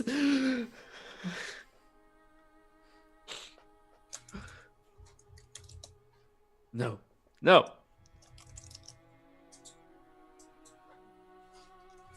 Felix, he knocked something up in you. This... God, look at it. It's gonna get back up and it's gonna kill us. Felix, you I'm gonna say, because you can both hear and send the voices, you have sort of an opportunity at this moment. Okay. Is there a name for this character that was already established? The child's name was Adrian. Yeah. Adrian. Can you hear me? It's Felix.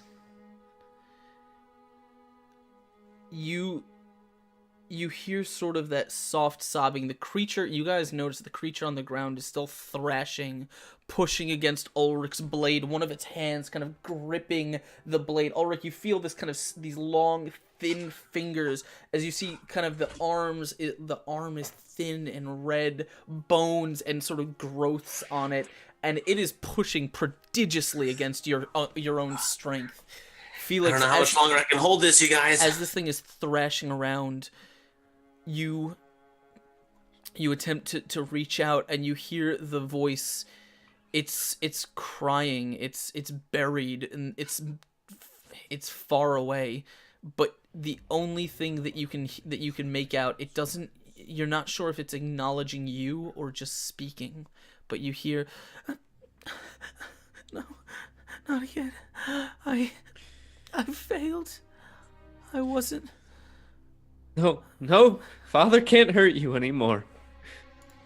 I won't let him. Listen, this is Felix. We're not gonna hurt you. You don't have to listen to him.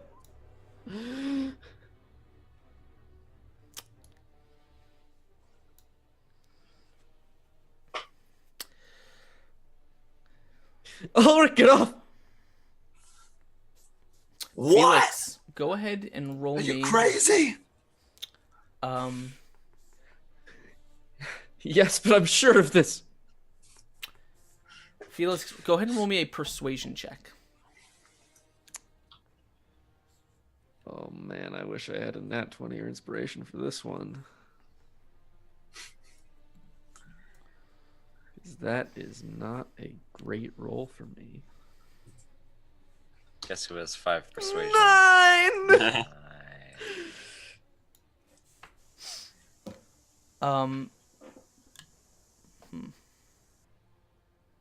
Or I can lay off while, if that makes a difference. I mean, you. If I could, hesitated, dude. if he was able to hear Felix say that, and he was still like, "Are you sure?" and he said it, he trusts Felix. Trying to think what. He Trying to trusts him sort this out. Adrian, come on, we were friends. You better be sure about this. Friends! And I'll Where did drop my back D20 into go? a defensive position. Where did my D20 go? I don't know where. Ah, there it is. Okay. Just one last check here. Ulrich's gonna look at Gurney like, "Is Felix crazy?" And then he's gonna see Gurney with all this weird stuff. And be like, Okay. God damn it. Father always said we were failures, but you're not. Better than that. You're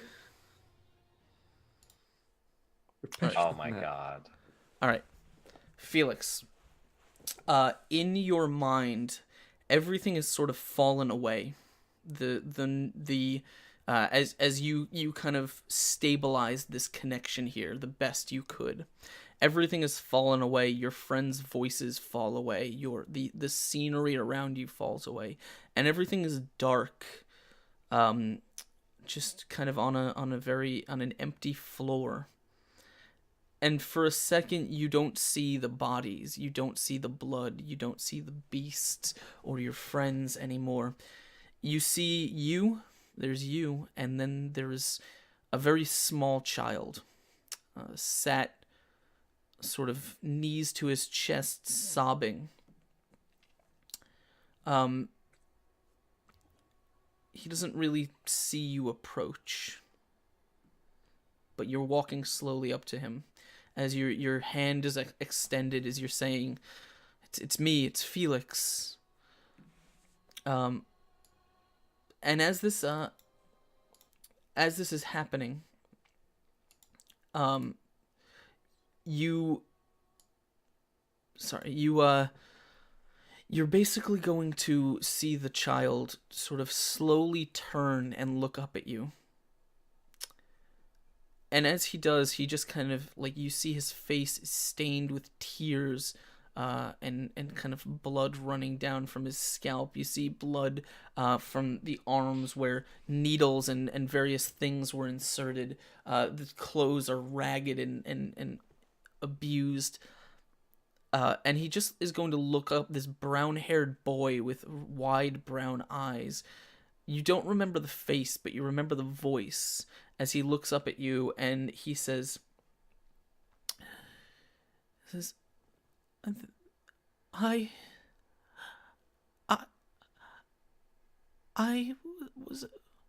was a failure. No. No.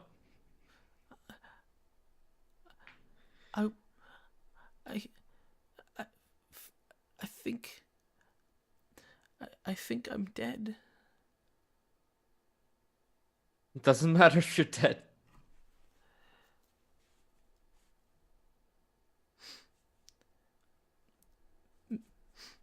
I still care about you. And you don't have to be a failure. It doesn't matter whatever Father told you.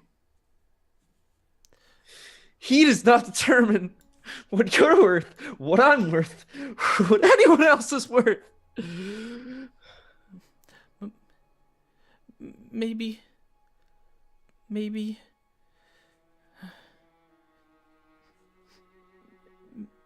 maybe you can do it. Maybe I can do what? I don't know. I just... Whatever it was. Whatever it was that he wanted you to do? The child just kind of looks off to the side, and you see sort of off in the distance, just a little bit away, is this thing that you saw, this sort of strange abomination that you are fighting now, kind of fall out of, just this large, round, fleshy growth. It is sitting sort of torn open. You can see the inside is red and veiny, and it looks kind of familiar. And he just kind of looks at it and says, I think we were meant for that.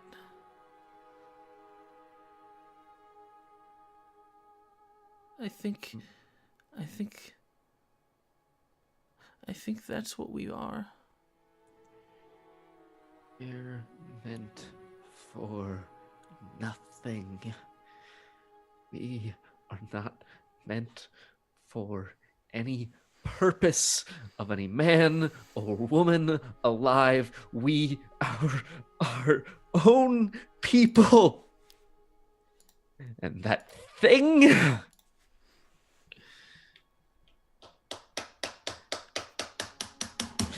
is a monster. It's a lie. The kid is going to sort of shift a bit, and you see him kind of reach a hand out. Very, just a small closed hand is going to kind of extend towards you, like palm, like this.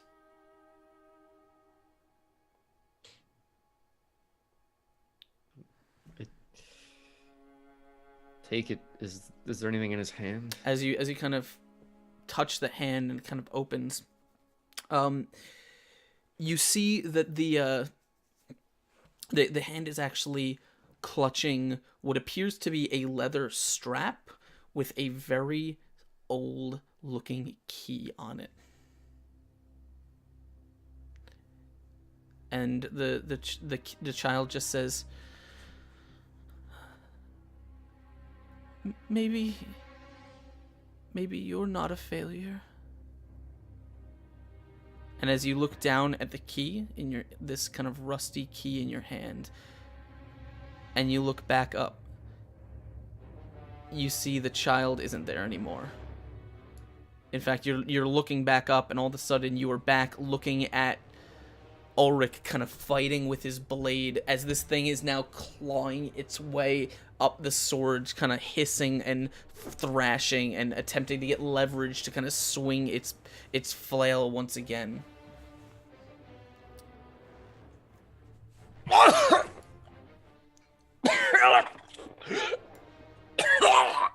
Felix! Gotta wake up! What are you doing? What do you Stop mean? it. What am I doing? Felix, you gotta wake up! What the heck are you doing? No, it's not like that. He's my friend. He's my friend. The hell are you talking about?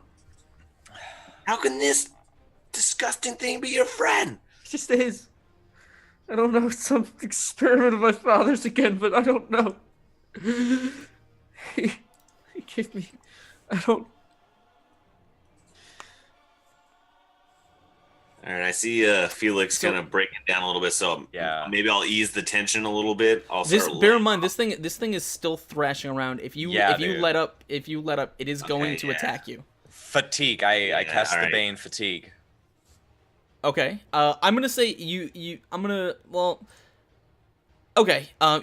You guys still have advantage over the situation. So you basically have like if you want to inflict something, you can. Otherwise, it's gonna attempt to attack again. It's going crazy. I'm casting fatigue. Okay, go ahead and roll it. Okay. I have to cast this a lot of times, so I need Ulrich to keep it down, and that's what Gurney tries to tell you, as best he can. You need to keep it down. Depending on if you can understand anything that Gurney is saying amidst this coughing, and that is successful because it is power level 5. The creature currently has fatigue 1. Which is... It has disadvantage on all its non-attack rolls. Okay. And it will not lose consciousness until level 5. Okay. Ulrich, did you want to attack this thing while it's on the ground? When you say it like that, it makes me feel like that's a bad thing to do, but... I'm just asking what you want to do. I know. It's on the ground, but yes, we'll still attack it because... I want you to keep it down. That's all I want.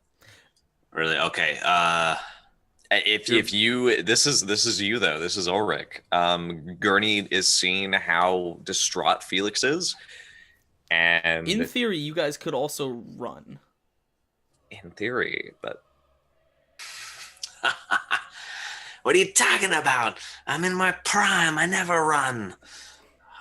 So whatever you got to do, just make a decision. Yikes! We gotta make a decision. You gotta make a decision because it's your turn and things are going bad all around. May God have mercy on your soul. Knew it. Crazy 8s. Thank you. I knew it. Oh my gosh. I was like, I'm gonna roll it and let God decide. Shit. All right. You guys are not rolling. I really want another crazy 8 right now. Yeah. It's real. Hallelujah. All right. I just wanna keep on rolling, Jesus. What are the chances? Here we go. 4. Boom. All right. 25. 25. I like that. Oops. I think. Okay. And this isn't a glamorous kill. It's basically a. All right. This thing is already fatigued, so it is losing strength. How do you want to destroy this thing? Basically, like almost like a mercy kill. Like if anybody's seen like any kind of like Trapper, one of those like survival shows where I'm almost like slowly kind of maneuvering my sword to its like spinal, like a point or whatever behind its. It's on its back, so. Yeah, probably down into its chest. I'm going to basically just, and I'll just like kind of like almost fall onto my sword and put all my weight down on it to just sever its spine right in half. So you already are pinning this thing down with your blade, and it's kind of like reaching up the blade to try and kind of pull itself up. And as you just kind of you take a wide stance as you push your step over, you kind of, and then with as much force as you can, you just shove it down, not into the shoulder, but into the rib cage, and as it shoves, you basically twist as hard as you can, and this thing is dense, but you feel something kind of cracking, and all of a sudden, the hands on the thing just, like, are on this thing, as it's its fatigued body is going to slowly settle to the floor.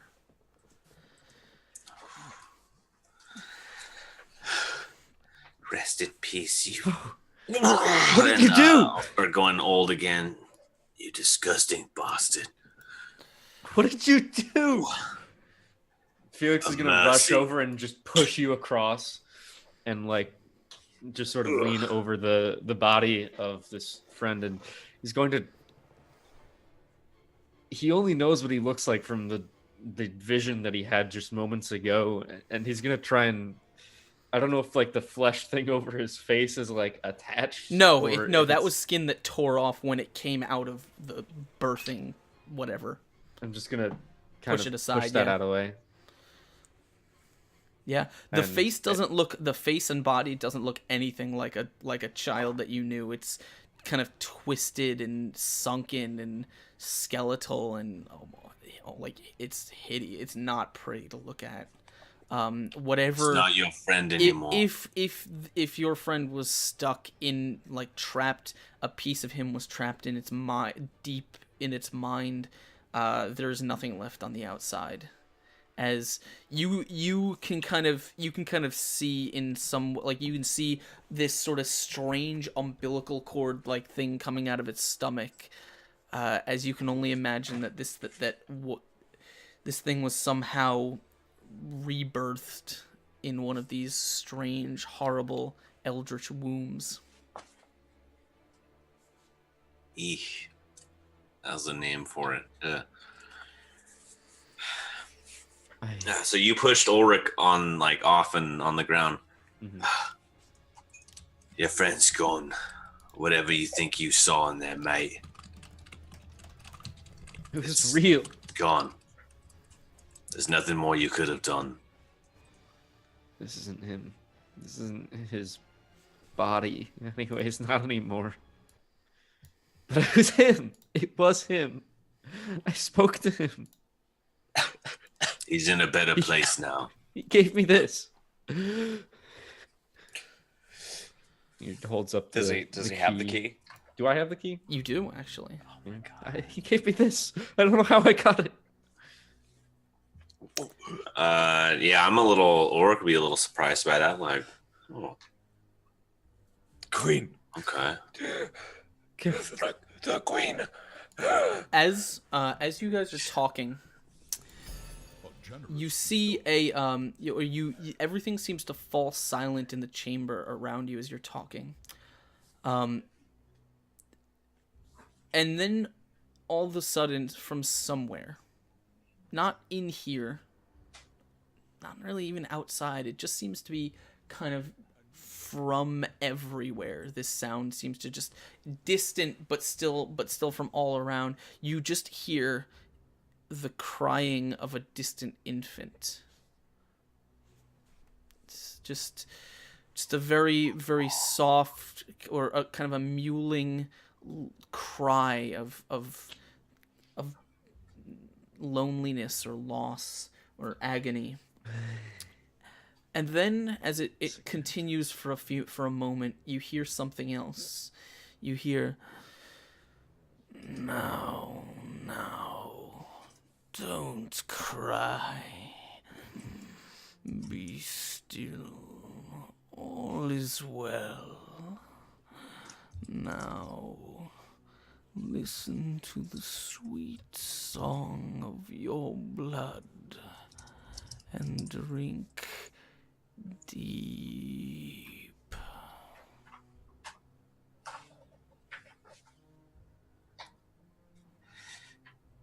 We can't hear where that's coming from. Fuck. Ooh. Is that a familiar voice? No. All right. Ulrich looks up at everybody else to see, like, am I crazy or did you guys hear that? Gurney turns and he tries to ascend. He wants to get outside. The balcony? Yeah. You rush out towards the balcony. The balcony looks out over a valley, and in the distance is water. Somewhere down below, though you're not quite sure how to get, what lies between you and the water. You do, however, because of how high up the castle is, you do have a view of some of the city. Not all of it, but some of it. What you do notice, however, is that the moon is kind of large and looming in the sky. And as it begins to sort of, the light from the moon begins to almost grow slightly brighter. This kind of reddish light that begins to sort of bathe the city.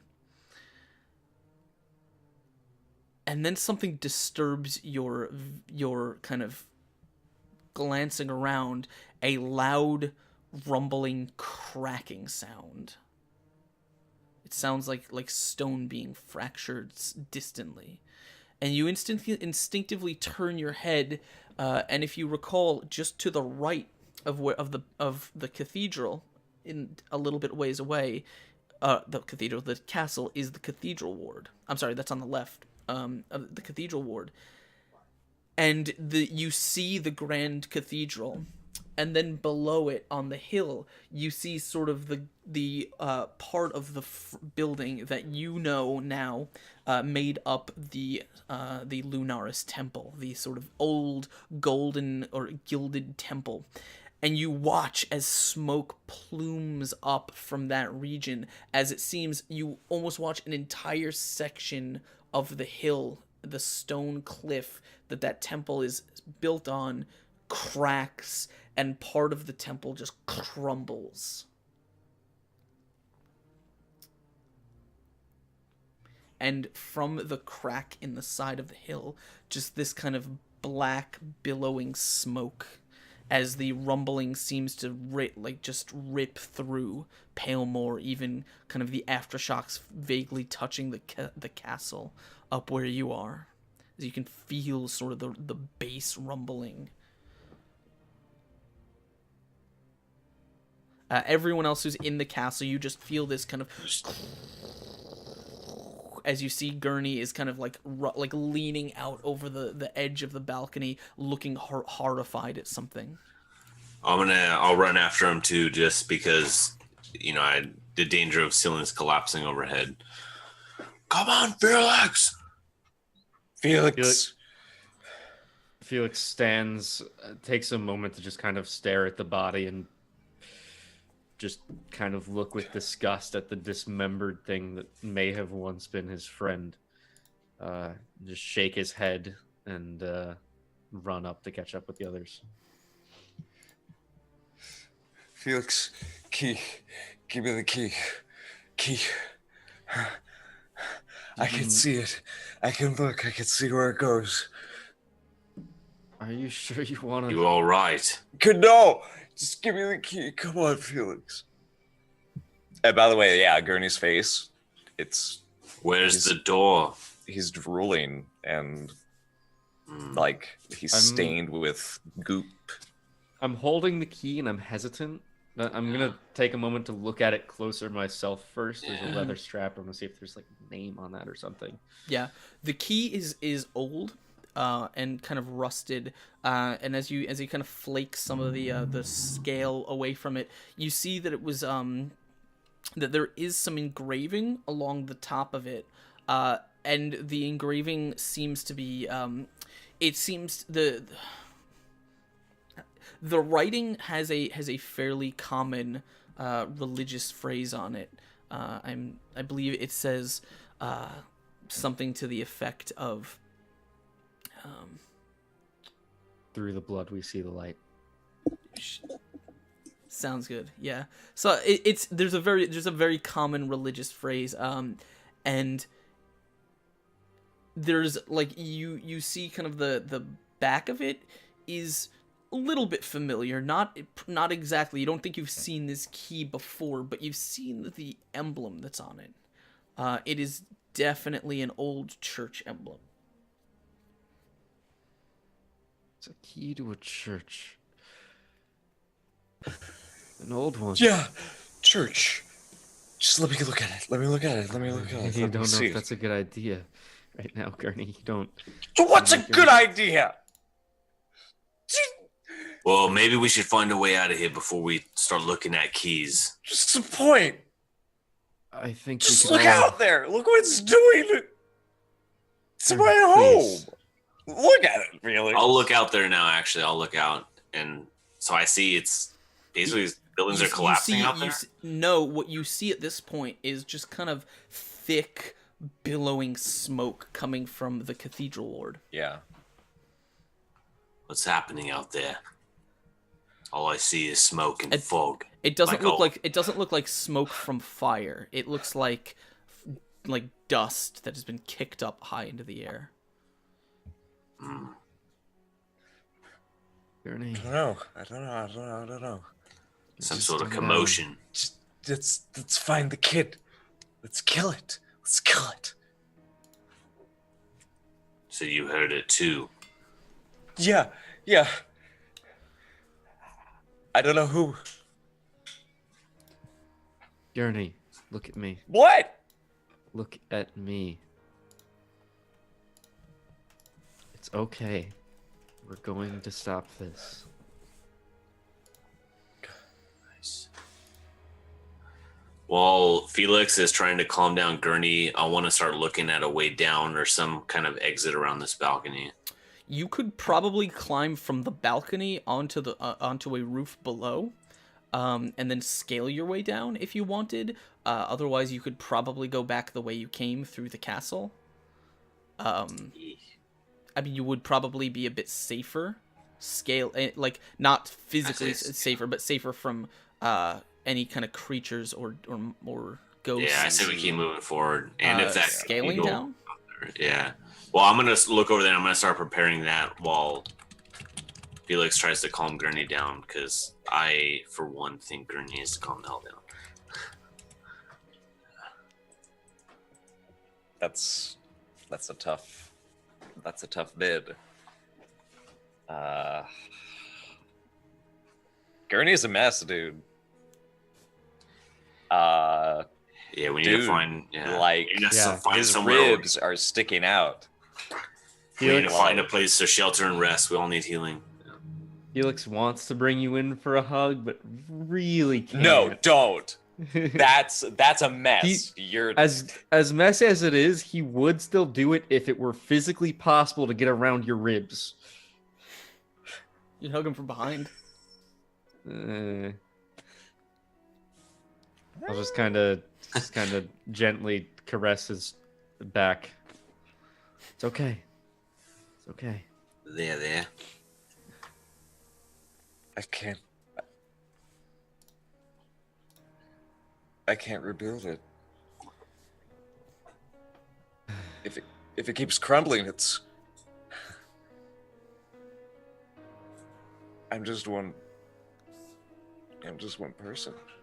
Everybody else is dead or crazy. You speak as though it's yours. It is mine. I grew up on it. It raised me.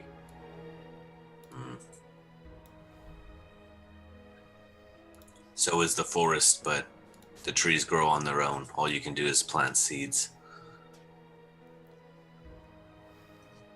You didn't fall in love with just the buildings of this city, Gurney. It's the city itself.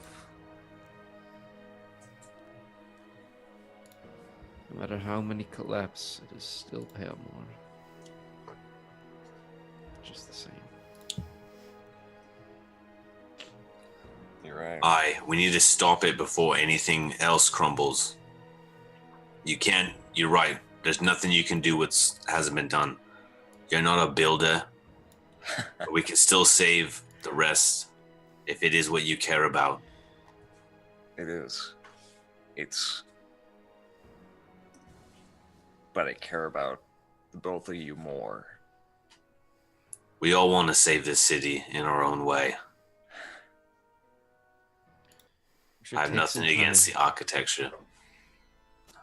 You should rest. We need to find a safe place to rest. Not here. Key goes. Well, not now. Look at you. Well, no, I need to take a look at me. What's wrong with me?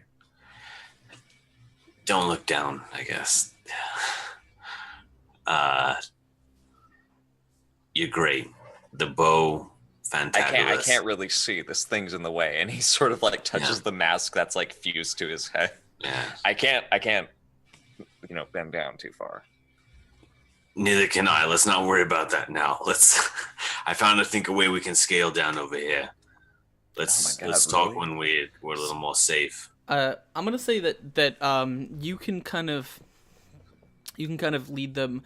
It's slow and it's kind of perilous as you have to scale sort of the lattice work and some statues and things on the outside of this castle wall. Eventually, you get down onto a roof, and you guys are basically coming around the side of the castle, and you have a clear view of the cathedral ward, as the grand cathedral itself seems to loom high. In behind it is this just billowing cloud of dust and smoke that is rising into the reddish, cloudy night sky. You're not sure, but you think that amidst the din, you can hear this sort of, the kind of, I guess, the enraged howls of the remaining beasts in the district, as they seem to react, or they seem to be reacting to whatever's going on over there. There's something going on. We can stop it. We're the only ones who can. Right. Well, I'm with you. Are you? No, I am. Yeah. Good. Good.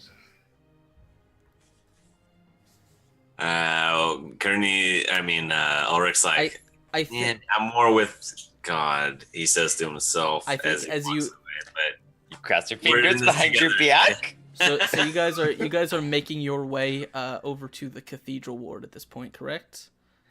yeah, unless if we should stop and heal, but I think it's kind of we can heal on the way. Right? Well, I want to know. It depends on where you're traveling. I want to know your destination. If you're gonna go, Destination's definitely those rubble, Definitely right, guys? Right, what's right. going on. okay. Yeah. So I think if you guys are going to cross the cathedral ward, you're gonna have to go. Oh, that's right. Remembered. So you are going to have to get back as you climb the castle. Eventually, you could probably get in a window, pull yourself down to the ground. There's enough rooms here that you can avoid detection by any executioners that may still be roaming. However, once you get down to the castle floor, you are reminded of the fact that your carriage is here, the horses are deceased, and the bridge is out. That's right. The bridge between the castle and Central Palemore has been crumbled. No, you're wrong. I'm wrong? Yes. In this Palemore, it's crumpled. Do you have a candle? No. I was like, wait, did we fix the candle? Like, oh shit, yeah. I can maybe It's been so long since we jumped like that, yeah. I can maybe make something.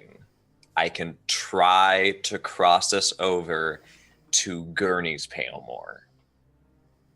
Okay, because you learned that from Simon or... I don't know if I learned it from Simon. I just know I have a connection to it. Yeah, right? Okay. All right. Well, Gurney, Yeah. go we don't have ahead. any better ideas. Yeah. Go God damn ahead and roll me a. You could just go to sleep. No, It'd be really cool. if No, this dude. works. No. this we is need to- this. You picked need up to this information cross. from an external source. Yeah. I'm gonna say this is a learning check. A learning check? Yes, because Luckily- remember you pulled all of the information you could out of Callum's head before dude. you beheaded him.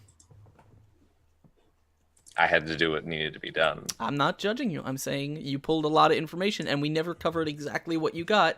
So I'm going to make you make a learning check to sift through it now.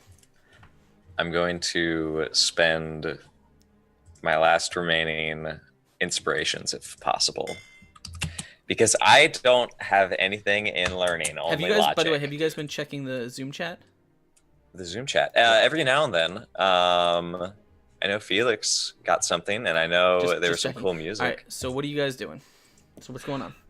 If I'm gonna try to parse the information as we're making our way back to the bridge. Inspiration.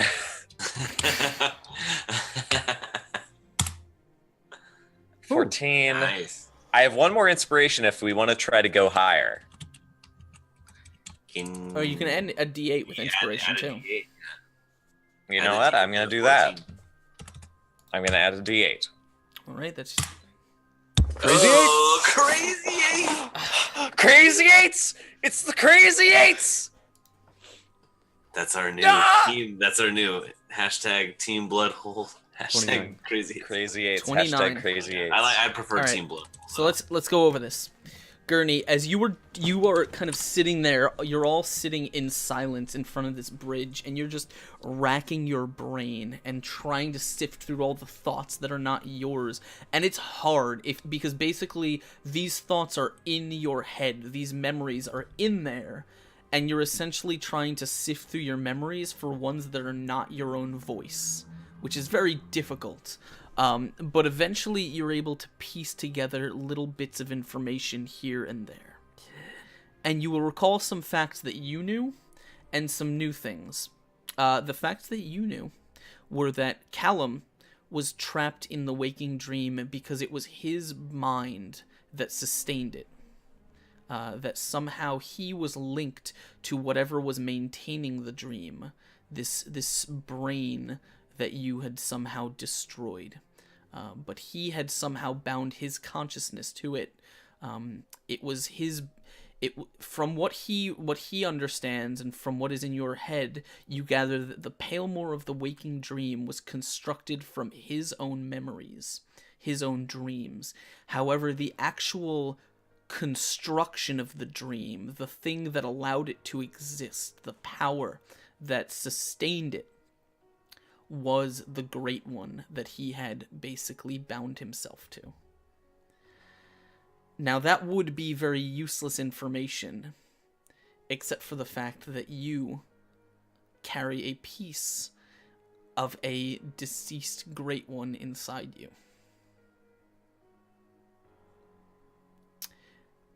You don't know exactly what it can create, because it has, you don't know if it has a mind. You don't know exactly what it is.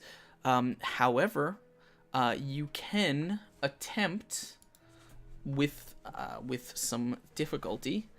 I will say, what do we think this would be?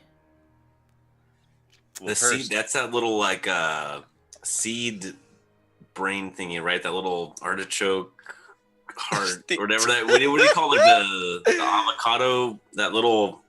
Yeah. How many more can you throw at me? Come on.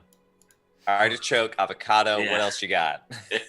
What is it? Yeah, the little raisined almond. I'm gonna say creation sounds good.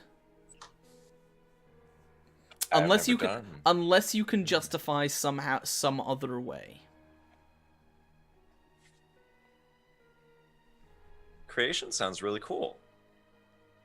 I'd like to create a candle that will function for us. Well, okay, so that is tied to this great old one that lies within my sweet bosom. Well, I don't know if it's sweet, but like I kind of want to make like wax from the substance that is produced from the thing that is inside the fistula. I'm thinking right now that's not the hard part. The part I'm trying to determine now is how exactly we like, because bear in mind, like, because that the creation of Callum's dream was the convergence of two minds. You don't necessarily know if the thing that you are channeling has a mind, as it does not seem to have much of a body left. No. I will let you. We'll say there are two ways we can go about this. Either Gurney can create the dream. He can create his own dream by tying his mind to the or allowing his mind to be an incubator for the Great One that he is essentially carrying in his body. I am an incubator. Well, hold on. However, that would. Oh, but it's dead. So essentially, no. Essentially, you would be giving up. for the time being, giving up your own mind to this thing, which means you can create the dream and you can host the dream, but you cannot enter it yourself except in a projection form. Okay. Now, the reason Callum was able to exist in his own dream was because it was not hosted by him. It was created and he was inside of it physically. He was not inside of it externally. You would be outside of it, which means that you would not actually be able to be inside of it. Okay. So his body would stay outside. It would stay where we are, the castle, even if the rest of us were to cross over, right? But here's the thing. We're stranded right now. I can host the dream, and I can protect you guys in the dream. The other option is that now you don't know what would actually happen if you did that, by the way. Exactly. The other option is you can... How do I want to phrase this? You can give up. Resurrect the horses? You could. I could. I'd No, love- They're horses pretty gone. They're pretty decayed. there was Yeah, a but they different were force. they were at running work. around pretty decayed before, weren't they? Yeah, now they're just lying in a pile. Yeah. I guess the other option would, and I haven't figured out exactly how to phrase this, but the other option would basically be for Gurney to,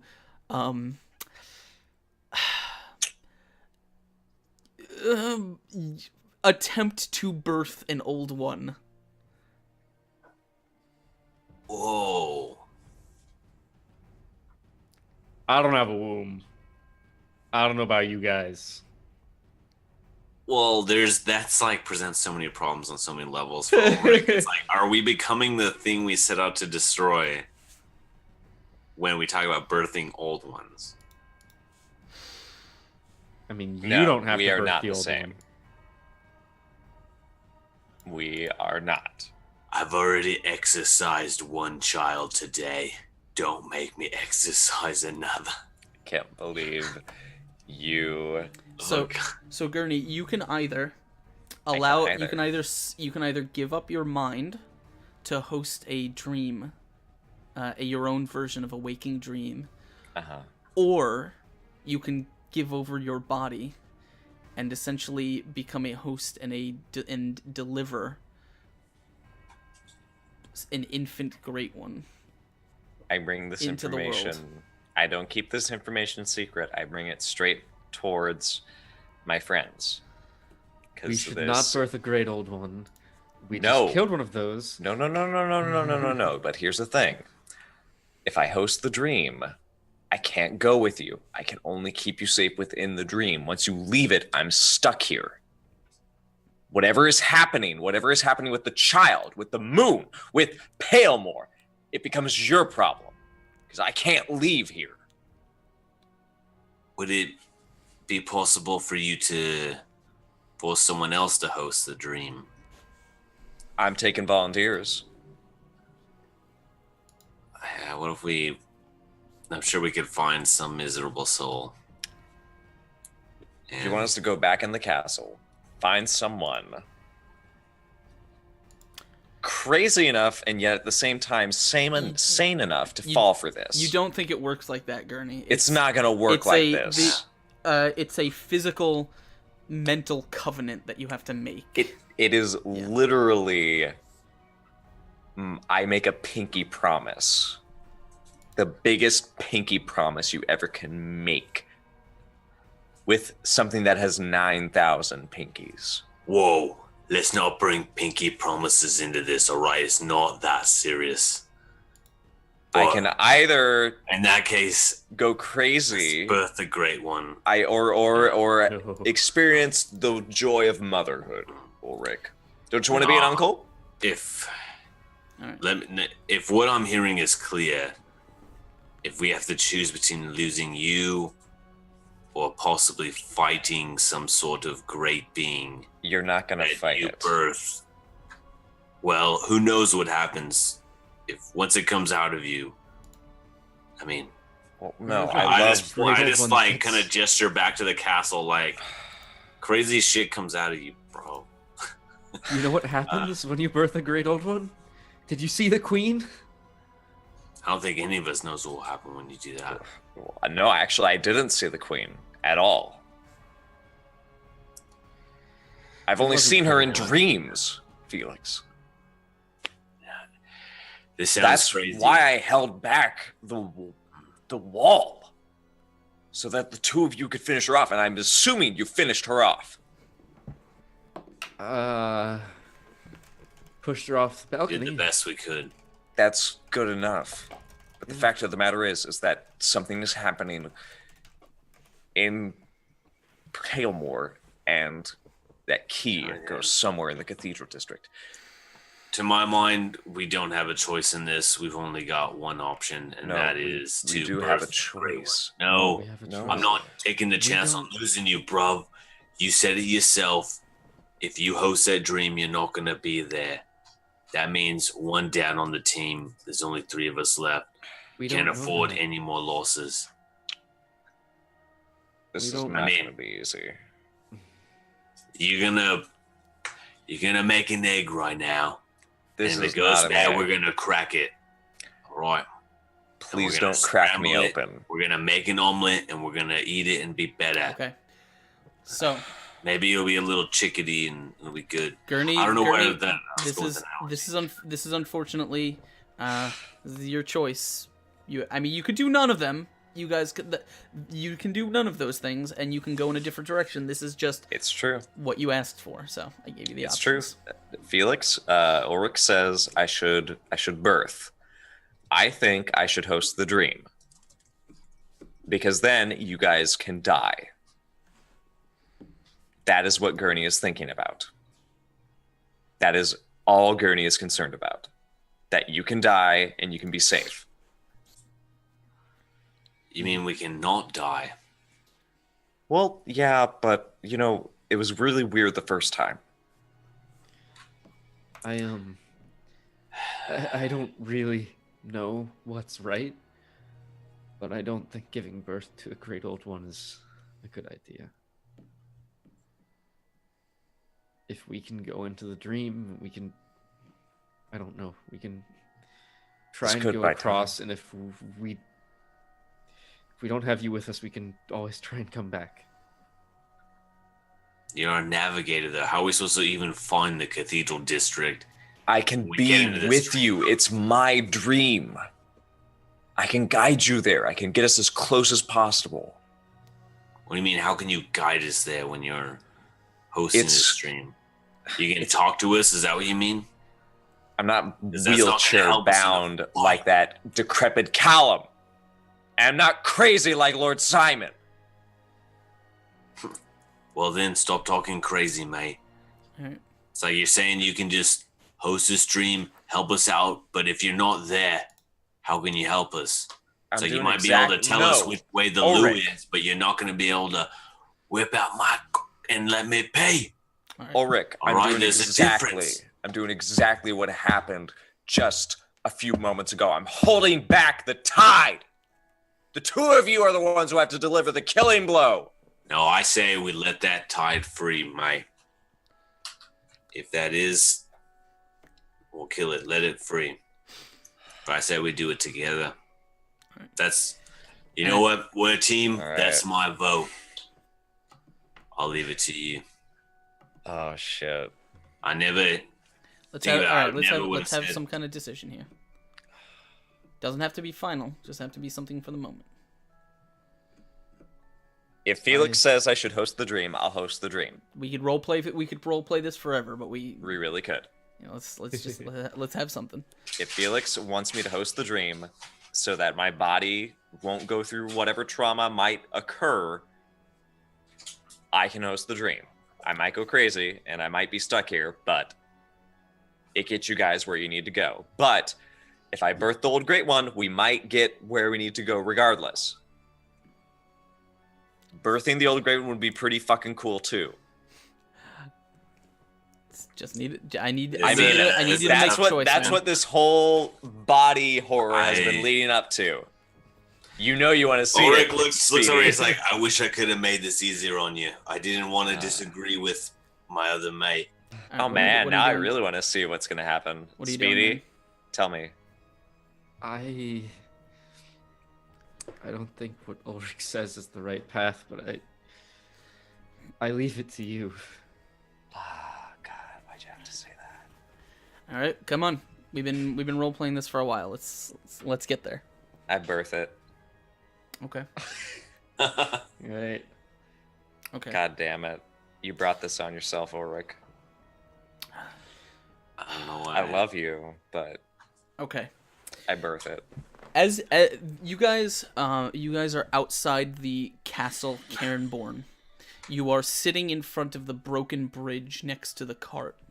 You can hear the smoke billowing into the sky, and the rumbles from the cathedral ward. As you watch Gurney kind of takes a seat on the edge of this carriage. Sorry, let me turn this down just a bit. You watch him sort of take a seat on the edge of this carriage, and just begin to sort of meditate, to concentrate, to think to himself. And this is not a fast process. This is not something that's going to be instant. This is something that is going to take a while. As Gurney is going to close his eyes and spend the next, I don't know, few hours probably, concentrating on what is inside his body, what he has become, sort of the black necrosis and cancerous growth and tumors that fill out his form, that kind of run like veins through his body. Gurney, you are kind of, you're just kind of sat there, kind of like rocking back and forth as you basically do everything you can to hold your stomach closed, because you have this fairly gaping chest wound, and you almost feel, it feels like every bit of warmth, every bit of life is being drained out of you, is just being kind of like, you feel your skin become cold and clammy as, you know, as all the blood, everything is just kind of rushing towards your stomach, towards wherever this bubbling pit of sort of cancerous miasma is. And it's, you don't even know what you're doing. The only thing you know is you're spending this time just in your head, screaming out as loud as you can to whatever this voice is, whatever this corruption that kind of seems to sort of reach and touch your mind from the back, that you can kind of sometimes tap into to sort of overload yourself, and you're just yelling, you're screaming, you're just pulling on this string as much as you can. Time goes by. You have no idea how long it is. It's agonizing. It is excruciating. You guys hear Gurney physically like make exertions of pain. So the only thing you can do is kind of watch him. You have no idea how to assist. And Gurney, after an unexplained amount of time, you don't know how long you've been there, you feel yourself about to collapse. And then something in your stomach shifts and moves. And that's where we're going to end it for tonight. I cannot believe this. Why are you like this? I feel Why am like I like any of this? us like this? Why are we here? at least we're in it together. That's Exactly what it at comes down to. midnight. I know how to and get that back is each other up. that is where we're gonna end it for tonight, guys. Thank you so much, man. What a session. Right back in it. Yeah, wow.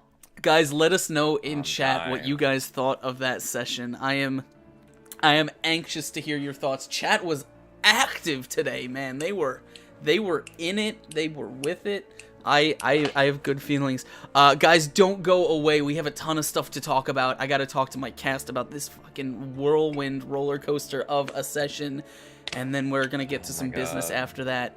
But let's go around and get some thoughts and feelings on today's session. And I'm gonna start with Felix, with Speedy, man, because you went through some shit today. I did go through some shit. That was a time. I don't even know. I had a lot of fun role playing that. It was great. I love going insane. Too much. God, I had so forgotten about the whole. I had a friend who I talked through the walls thing. I thought we were past that. We're never past it. We're never past it. There's always more things from my past that you can use to torture me. Understood.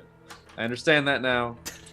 Also, wasn't Adrian the name of Gurney's lover as well? Is that just a weird coincidence? I may have misspoke on the name. I read it. I might have misspoke in my notes. He did have a sort of a nickname for Nate. That was sort of his nickname, but yeah, Adrian was his. Like, I worked it out with Askren. But, yeah, I might have. Yeah, we worked it out that way. Go back and check. I'm thinking back to the episode where I found out about that. I'm wondering. I feel like he might not have had an actual name, but a number. Oh, he's AD1 because they can't spell one. Between 1 and 12, because I was 12. FN 2187. If you were 12, he would have been 11. Ooh, A11. Very strange. There you go. But yeah, no, that was emotional and great, and I apparently made people cry, which is great. Yeah, I saw that in chat, man. So good fucking stuff. Damn, dude. That honestly is the greatest praise I can receive, is that I made people feel things. So thank you, seriously, I appreciate it. Yeah, that was great. And then now we're all gonna die because Gurney's about to give birth to a great old one, which is literally the thing that we've been trying to prevent this entire time. No, this is different. This is different. I'm sure that's what Callum said too. I'm sure that's what Simon said. They're just talking in your head, man. You absorbed all of their thoughts, and now that's just them speaking, not you. You can't even tell between their thoughts and yours anymore. Felix, baby, talk to Grandpa Ulrich about this. You made this bed, and I did too. We decided to keep this baby. And then Juno poop.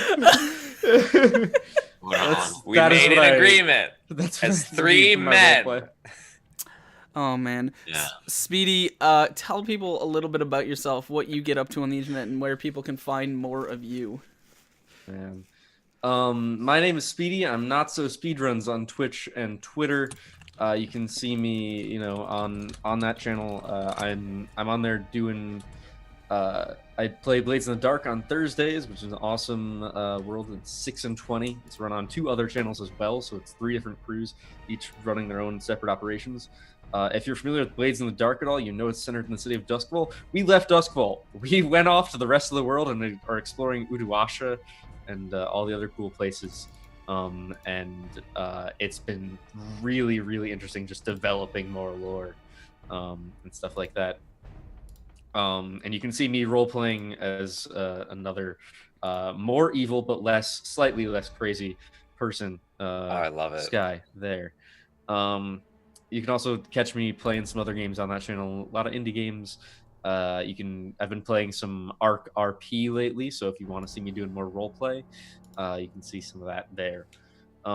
Additionally, I run another channel and community called Cast Together. Which is a group of streamers supporting mental illness, or mental health, rather. We don't want to support illness. That would be bad. But we just had a 24-hour stream that's started yesterday and ended shortly before this stream started, actually, where we had like 10 different streamers on. We did D&D. We did a bunch of other people playing whatever games they wanted and stuff like that, and raised over $1,000 for the American Foundation for Suicide Prevention, which was awesome.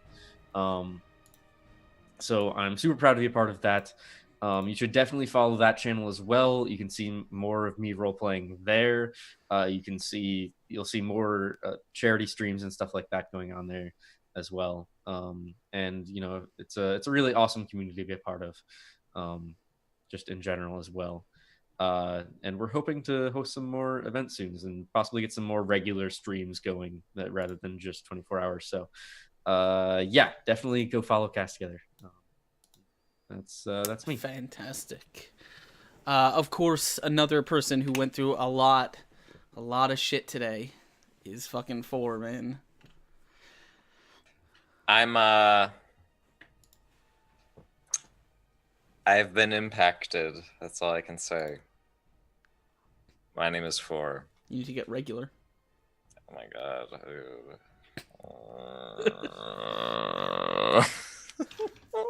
That sums up this session. Abigator, I'm not Simon. I'm not. Stop it.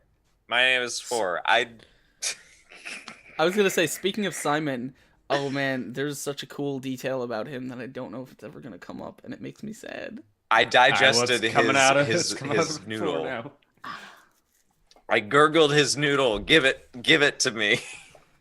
To be fair, oh no, we're actually I don't know if I should talk about that. That's a thing that I just realized, and I don't. Nope, I'm gonna have to save it. It's okay, save it. It's just something about the whole Gurney and Simon thing that I just realized. Yeah, huh? If you guys think you know what I'm thinking about, go ahead and send me a message on Discord. We'll see if it if you can come up with guys, shoot those theories because the Writhing Moon is like I love the Writhing Moon theories. I love them. Oh man. Did you think it was a good idea to give birth to a baby? Gurney doesn't think so. Do you think it was a good idea to make a dream instead? Dude, I don't fucking know. Jesus. Can I say that I actually had no idea. I had never What would you have done? No. I had never considered that you actually might end up in that situation where you might try and host your own dream. I fucking ate Callum's the very brain. first time when we were in the dream and Callum was dying. That was that was like a backup. Like that was to get us out of it. This is like permanent. There's a lot of ramifications that come with these things, and Callum, there's a lot of information in Callum's head that has not been revealed. Yeah, at this dude. point. Like I didn't digest all of it. The reasons for doing what he did and what he went through in the process are things that we haven't explored yet, and probably things that you guys would have wanted to know before going down this road. But that's fine. That's fine. This is the road. We are. What's that movie? That animated movie with the 3 homeless people who raise a baby that they found in the middle of the garbage. I don't know. That sounds fake. I know that. It's a Miyazaki film. Dude, it's so good. Oh. It's 3 something. You should watch it. What is it? What's the name? One of them's a name of the transvestite. It's an amazing movie. But yeah, dude. No, Gurney's fistula is getting out of control. Oh yeah. I'm gonna lose all my entropy powers. I'm telling you right now, it's gone. Once this baby's delivered, it's gone. I don't know, dude. Writhing Moon, it just gives me life and death, and then takes it away. Tokyo Godfather. That's it. Tokyo Godfather. Thank you so much. That's Gurney's name. The Palemore Godfather. The Palemore God. Yeah. That's you. It's gonna be lit. It's literal. That's a literal thing right now. I am a godfather, and you are the godfathers of my godchild. Palemore Godfathers. Wow. Okay. You come to me on the day of my queen's wedding. Oh my god! Stop. My name is 4. Tomorrow at 2 p.m. Eastern Time, I'm going to be running a D&D campaign called Festival of Colors, in which the players are hunting a Bahir for reasons. You don't need to know why. You just need to show up and watch me do my DM stuff. But not only that, I put bows in my hair, and I pretend that it is exceptionally stylistic for the Twitch streamer life. Oh, You can see this during Mouse Guard, during a future Torchbearer game, as I make music, and other various tasks that involve me not doing anything at all. Except grooming horses, because I do that too. That's all I have for you guys. Please give this to Did Money, who gifted us with this challenging decision. I am so pumped for what happens next. Dude, I am with you. I'm right there with you guys. I don't know why that seemed like the better idea, but you're asking that now? Logic, it's just like Ulrich, he did his little god math in his head. It's like Jesus carry the one. This is not Jesus. I'm not giving birth to Jesus. This is not Christmas. Jesus carry the one. You forgot to carry the one. What's the one? That's the thing. Yeah, see, that's the old one. Gosh. Jesus carried the old one. You see? There you Oh go. no. Yeah. First, there were 2 steps of footprints in the sand, and then there was one set and one weird slithery tentacle. Oh god. Yeah, it's a slithery trail. Yeah. I don't know. We're going though. That's where we're going, and no matter what happens, it was a team decision, and we're gonna get through this as a team. We've never been No, this we're close not yet. team anymore. Oh, We're God. a family. Yeah, you see? All right, there you go. We were a team. Now we're a family. At least by these STDs that we're all for. Oh gosh. That's No, why this you is, clean your needles. Oh, You man. sterilize that shit. all this blood, we've all got herpes together. Din, where can people find more of you if they want that Yeah, kind of awesome. thing? Yeah, sorry. Yeah. It's been a pleasure playing Ulrich for you guys tonight. Thank you for those nat 20s. Like every chance I get to smash something, it is so freaking awesome.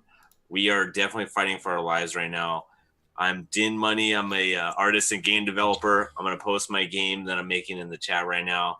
Follow the Apprentice. Thank you guys so much. But wow, it's an honor to be here. So glad back in the Writhing Moon. I don't know. It's terrifying. It's glad to be terrified again. I don't know. It's a it's a love-hate experience with these quests, and I love to be here for the calamity that is every Saturday night.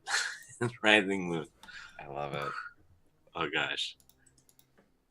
Fantastic. Well, guys, make sure you go ahead and check out all of these amazing people. I had a blast. We have been, Writhing Moon was kind of off for last week. It's been kind of hard to schedule, what with the holidays and stuff, but I am super, super glad we got back here, and I had such a good time. I think Eric Vulgaris has been rubbing off on me a little bit, kind of with these decisions. I'm stealing a lot from his playbook, but I think they just drive the drama in such interesting ways, and I'm super, super glad that everyone in chat is enjoying the way things are going and how things are turning out. It's unpredictable to me. I don't even know where things are going to go next, so that means it's going to be great, and I'm so glad that we're able to sort of pull on people's heart and bowel strings every so often. Oh god. I thank you guys so much for joining us. If you're hanging out with us in chat, thank you to O'Malley Vixarello, that is a hard name to pronounce, for following, as well as Gaming Din and Gimsing64 and Great White 26 and Wayward Alchemist and Timo the Duck and Sham Basil Games and Mon Rage. Thank you guys for the follows. Thank you, Catalysan, for the $4. Says, this hurts me in the feels. Nat 20 for Felix. Thank you so much. And then, of course, thank you, Loke, for the host, man. If you guys don't know, McLoken is a friend and a great streamer. Amazing stuff. He played with us at TwitchCon. He does crazy stuff on stream. He's a great, great dude, and I highly suggest you guys go catch him when you can. Other than that, thank you everyone for the support. I hope you enjoyed the show. If you don't know, my name is Askren. I am the Dungeon Master and the host here on... It feels weird to say that backwards. I am the host and Dungeon Master here on Exploding Dice. And the music is turned off for some reason. Where you can find live role-playing at this point 6 times a week. We are doing a ton of stuff here. This is not the only show we have. You guys should, but I hope you enjoyed it. You guys should definitely come back tomorrow night. Sunday 4 is going to be in the DM chair as we are playing Mouse Guard, The Dark Spring. And things are getting dramatic in that game too, because it looks like one of our players just learned that she has a very hard decision, and the rest of the group has some truths to accept coming up. So definitely come check that out. That's tomorrow at 9 p.m. Eastern. Of course, Monday we're off, but Tuesday, Grant Ellis is going to be running another Dicember charity game in the morning. I believe Daryl, Splattered Ink, and a bunch of other people are playing that from the community, as well as at 9 p.m. Eastern, Monty Cook Games is going to be running a Numenera one-shot for Dicember charity, with Monty Cook and Shauna Germain and Sean K. Reynolds and Darcy Ross playing. That is going to be for Dicember, our charity thing, where we have raised over $3,600 already, and the month is only half over, so tons more stuff there. Make sure you come back Wednesday for the Daubers, our fantasy adventure in the homebrew world of the Daubers, where Daryl does all the art by hand, and it's amazing. And then Thursday for Razor Coast, our all-female pirate campaign. Tons of stuff there for you guys to enjoy, and of course Dicember on Friday. Tons of stuff there for you guys to enjoy, so make sure you hit that follow button. If you really enjoyed the show, please consider hitting that subscribe button, and you get some cool stuff. We had a lot of monthly sub nat 20s and stuff being given to our players. If you do sub, you get a nat 20 and some inspirations to hand out every month. And of course, you can get those benefits too via Patreon, and all of that helps go back to support the channel. Running 6 nights a week of content takes a lot out of you, so that is the best way to help pay for all of this and help keep the channel running. Thank you, Craven. Thank you, Ishman. You guys have no idea how much that means to me. I turn on the stream every day, just to hang out with you guys. So it means a ton that you guys are enjoying it and that you guys spend the nights here with us. It's beyond awesome. I don't think I have any other major announcements, other than check out Dicember. I actually had some plans for that, Speedy, so thank you. We are, is he on? Is he really on? I don't see him on. Dicember charity, guys. If you are looking for a charity to give that's for St. Jude's for kids, and every $10 there gets you entered to win a huge pool of prizes, so go check it out if you haven't already. I don't have anything else to plug. Thank you guys so much for watching. Thank you for hanging out. We are going to do what we usually do, of course, and drop a raid on one of our friends who is streaming right now. And I think we should, why don't we go get some more D&D with Arv? Why not?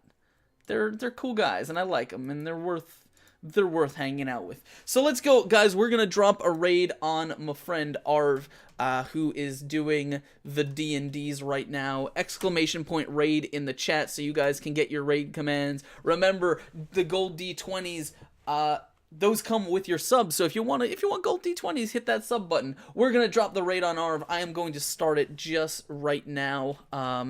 There we go. And of course, thanks to the new Twitch upgrades, it's just gonna automatically do it with all you. So jump in the raid, get that done, and we're gonna show some D&D love as that's counting down. Should we stick with them until the raid ends? Let's stick with them, because we're gonna stall and buy time. Are anyone else doing anything cool? How's your lives? Tomorrow morning, I get to go lead horses from... I still need selfies. I still have not seen horse selfies. Pixar, it never happened.